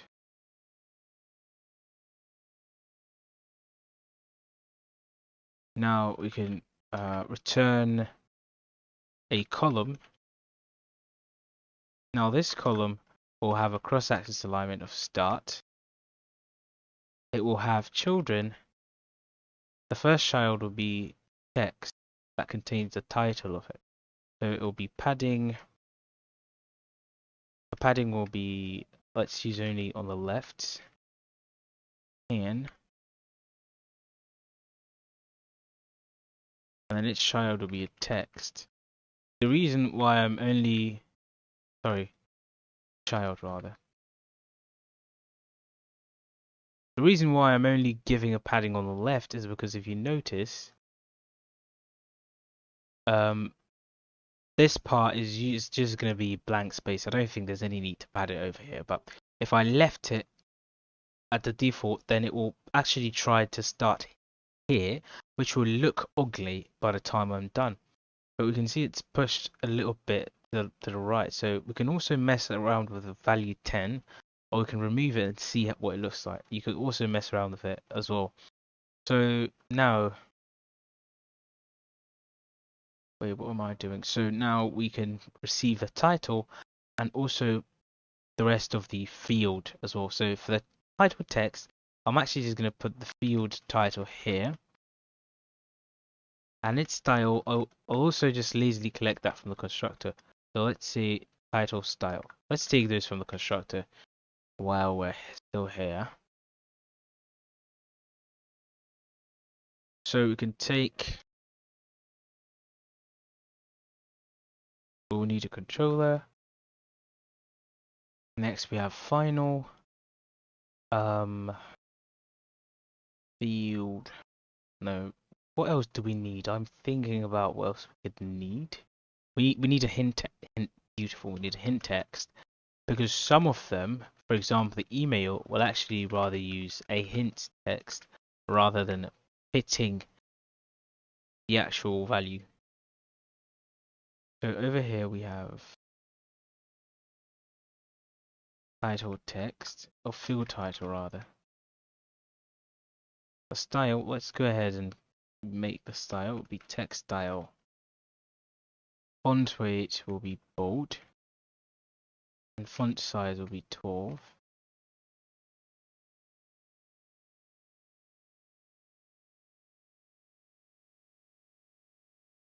Is this okay? Yeah, let me leave it on one line. That's okay.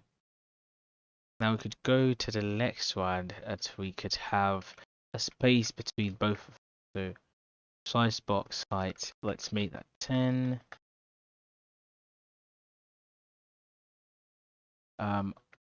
Then we use the I field that we've already created for the authentication. So the I field will take controller. The controller will be our controller from that place. The hint text will be the hint text if it's not null. Now, meaning that the hint text is actually nullable, actually. So we could add these to you. put BLoC first. Format.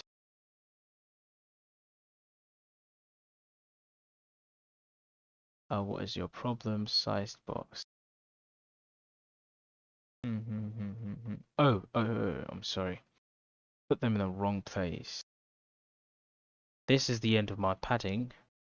Put them here.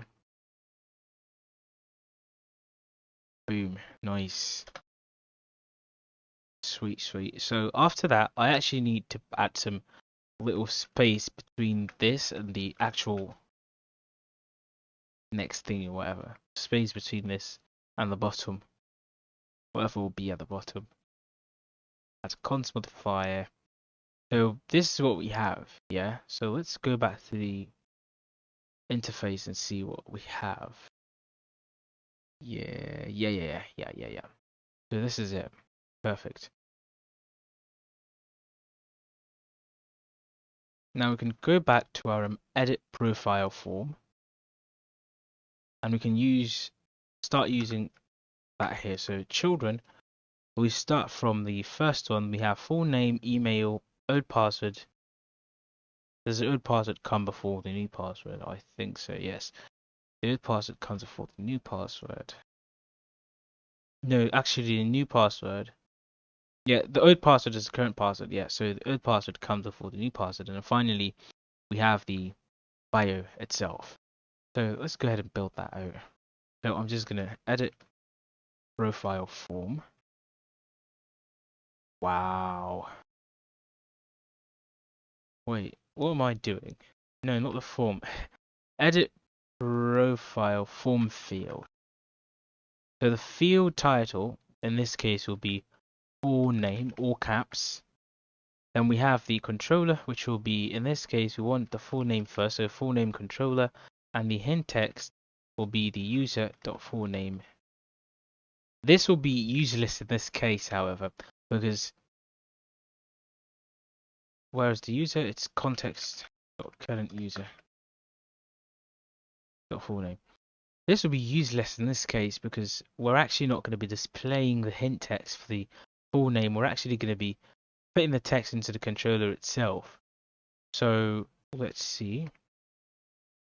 The user is not null at this point, so I don't know what you're mad about. So let's copy this and copy. So that's full name, email, old password, new password, bio. So full name, then we have the email. That will take the email controller. It will be context.current user dot email. And that's it. Now remember, the email shouldn't be the full email. We don't want anyone to be able to see their full email because then they're going to be able to change it. So for that reason, I actually want to be able to create that effect where we obscure the user's email. We can go ahead and create a helper function. But since I've learned about extensions in Flutter, I've become, I don't know, I just love extensions. So instead of using it, it's a lot simpler actually, for me personally. So instead of actually going ahead to create a function that will obscure the email, I'm going to go into my extensions and create an extension on every string ever. So that will be string extensions. Now that will be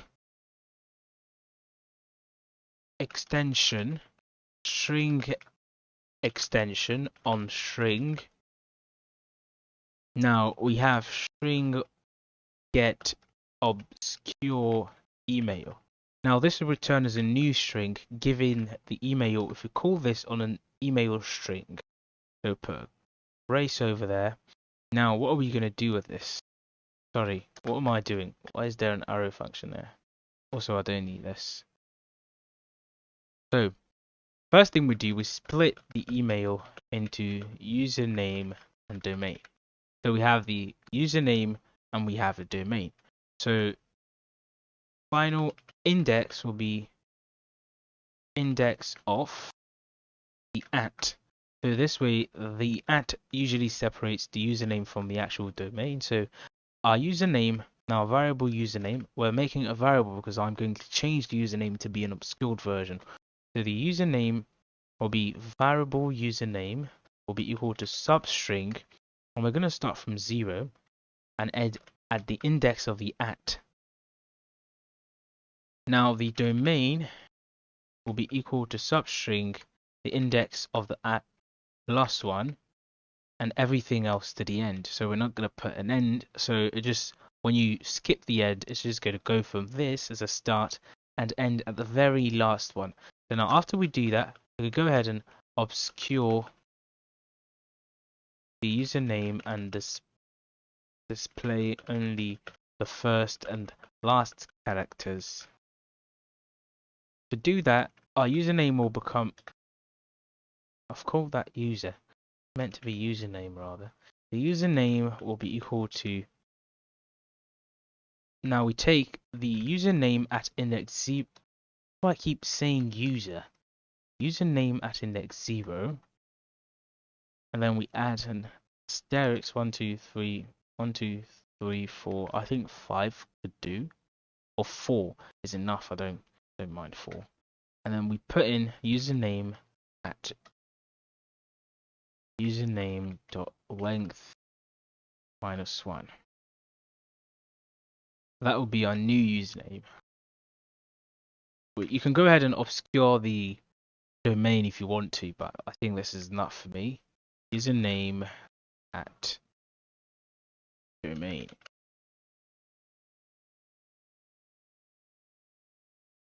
So if you want to make this more difficult for anyone who's going to try and hack your user or whatever, you could go ahead and also, obscure the domain as well. So, but for your users' sakes, maybe they've got similar emails from 2 different email providers. Maybe they've got user1 at yahoo.com, and then they've also got user1 at gmail.com. If you obscure the domain, then maybe they're going to be confused. Is it my user1 at yahoo.com or at email.com? So that's why I've left the domain empty. That's the truth about my leaving the domain empty. So for that reason, I'm going to go back to my edit profile form, and then the email, the hidden text is going to be the email dot obscure email. Yeah, so that is done. Now the field title was email. We've changed the controller to be that. Next up, we have the old password, and that will be current password. That will take the old password controller, and it will have the in-text to be. We don't want to put the user's password. We don't even have access to the user's password, so that would be 1, 2, 3, 4, 5, 6. I think 7 should do. By default, what is the maximum that you can have on Firebase passwords? 2, 3, 4, 5, 6, 7, 8. So I think you can have 6 or something as your minimum, or 8. So I'm just gonna make that 8. So 1, 2, 3, 4, 5, 6, 7, 8.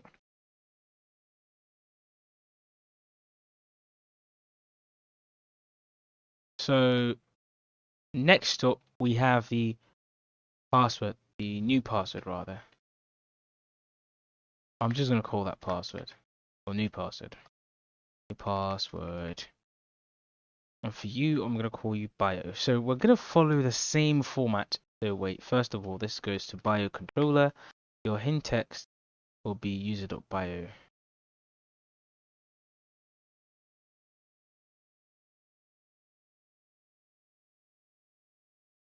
Now we're going to follow the same format because we want to know when the old password changes. We want to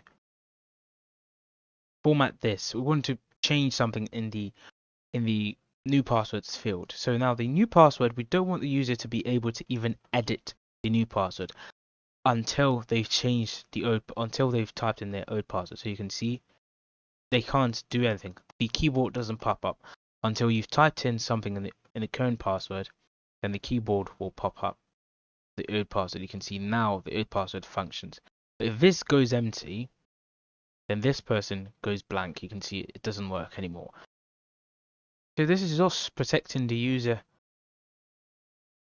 protecting ourselves from the user, because we don't want the user to mess up our database or trick us or whatever. So we already have that check that checks if the old password blah blah blah, and then we show a text. You can see it over here in edit profile view, I think. Where is it? Where is it? Where is it? If password changed, and then we check if the old password text is empty, then we do this. So we already have this check. So you can actually skip what I'm about to do because we already have this check. But I just feel safer adding an extra layer of protection over here. So now the new password, we have a new password, full name controller. So we want to know when the old password has changed in order to activate this field. So now I'm actually going to add the hint text to also be 1, 2, 3, 4, 5, 6, 7, 8. Now I've done that. However, I actually want this to be only read-only. So I'm going to go back here. I don't think I have any read-only here. I do have read-only, so I'm going to set the read-only. So I'm going to take that in the constructor. So final bool read-only.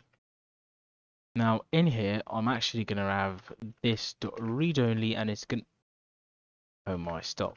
This dot read-only is going to be false by default because all of them are mostly not read-only. The only person who's going to be read-only will be this person. Now, how do we know if you're going to be read-only? You're going to be read-only when the old password controller.text is empty. However, what will trigger this? How do we know when something changes in the old password? We want to tell this person now you can be activated. When this person goes empty again, we want to tell this person to be reactivated.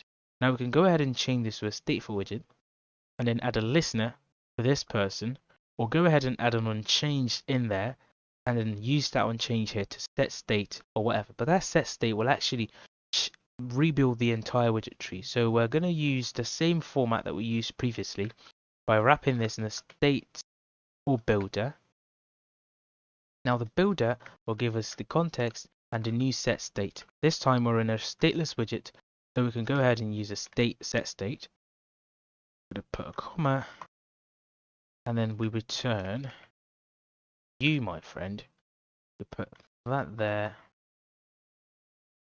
Format. Beautiful. So after that, now we add a listener for the old password. So anytime something happens to the old password text field, then set state. Just call set state, and that's it. So the set state will only rebuild this portion of the widget tree. Only this field will be rebuilt. So that's done and that's dusted. So let's go ahead and inject the edit profile form into our edit profile view. So this is where we plug it in. We come all the way back down here. After the size box, I added a different size box here.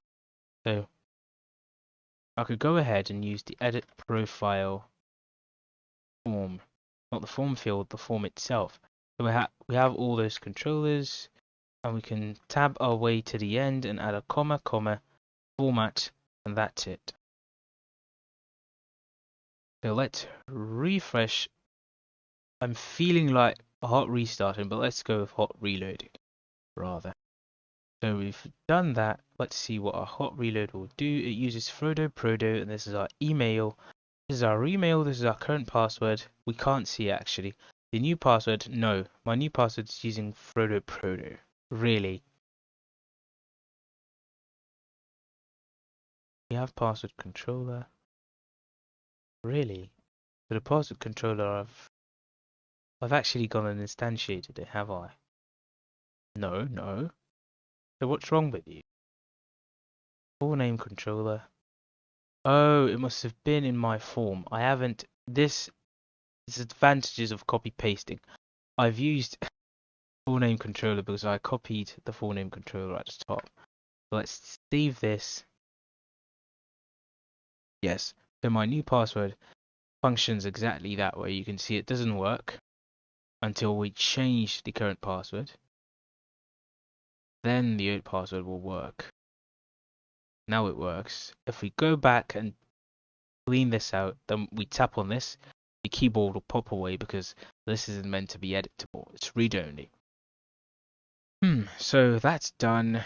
Proto representative. Let's go ahead and test this functionality and see how well it works. So proto representative will change to proto capital representative with some bossman icons here. No, not here, over here. We could go with the cool glasses, the Thug Life glasses. We could go with ice code. We could go ahead and say done. Now I'm going to leave this as it already is, and let's also change the proto and add a dash at both ends to see if this also works. I could go with this. Now I could hit done. It turns into a circular progress indicator, and then it pops up, and we can see proto. We can see proto. Now the bio hasn't been updated. Why? Let's go to our proto representative. Let's refresh. We can see it also didn't change on the server. Why? Why? Something's gone wrong. So proto representative, edit profile. On the server, the bio does not change. Why? Because the bio. That will be in the edit profile view. So let's add debug print to each of them. So if password changed, debug print password changed. Now we can copy this and we can do the same with, so this is if passwords changed, close that down. If name changed, also name changed. We can also email changed, close this down. We can also image changed, and that's it. Oh, we haven't done anything for bio actually. Poor. Being clumsy today. So where's my bio? So if bio has changed, so there's no point adding the loggers, print logs, because now I know what's happened. So we have password, name, email, image. If bio changed, we can go ahead and BLoC add as well. So BLoC add bio, email controller text. No, we have a bio controller dot text dot prim, and that should work for the bio. So let's try this one more time and see what happens. So we have proto. Let's refresh this first. Let's space. So we've refreshed this. Now edit profile. This is going to change also to a tilde. But then we also change this to proto representative with a capital R. And we add the Thug Life emoji. Recent. Thug Life. At the back we add the ice code. Yes, perfect, beautiful. So now proto representative update user is actually working. So that's it for the profile section. Next up, we're moving to the courses. We're going to be adding, editing, updating. Updating is basically the same thing as editing. So we're going to be adding, updating, or editing, whatever, and viewing or displaying the courses to the user.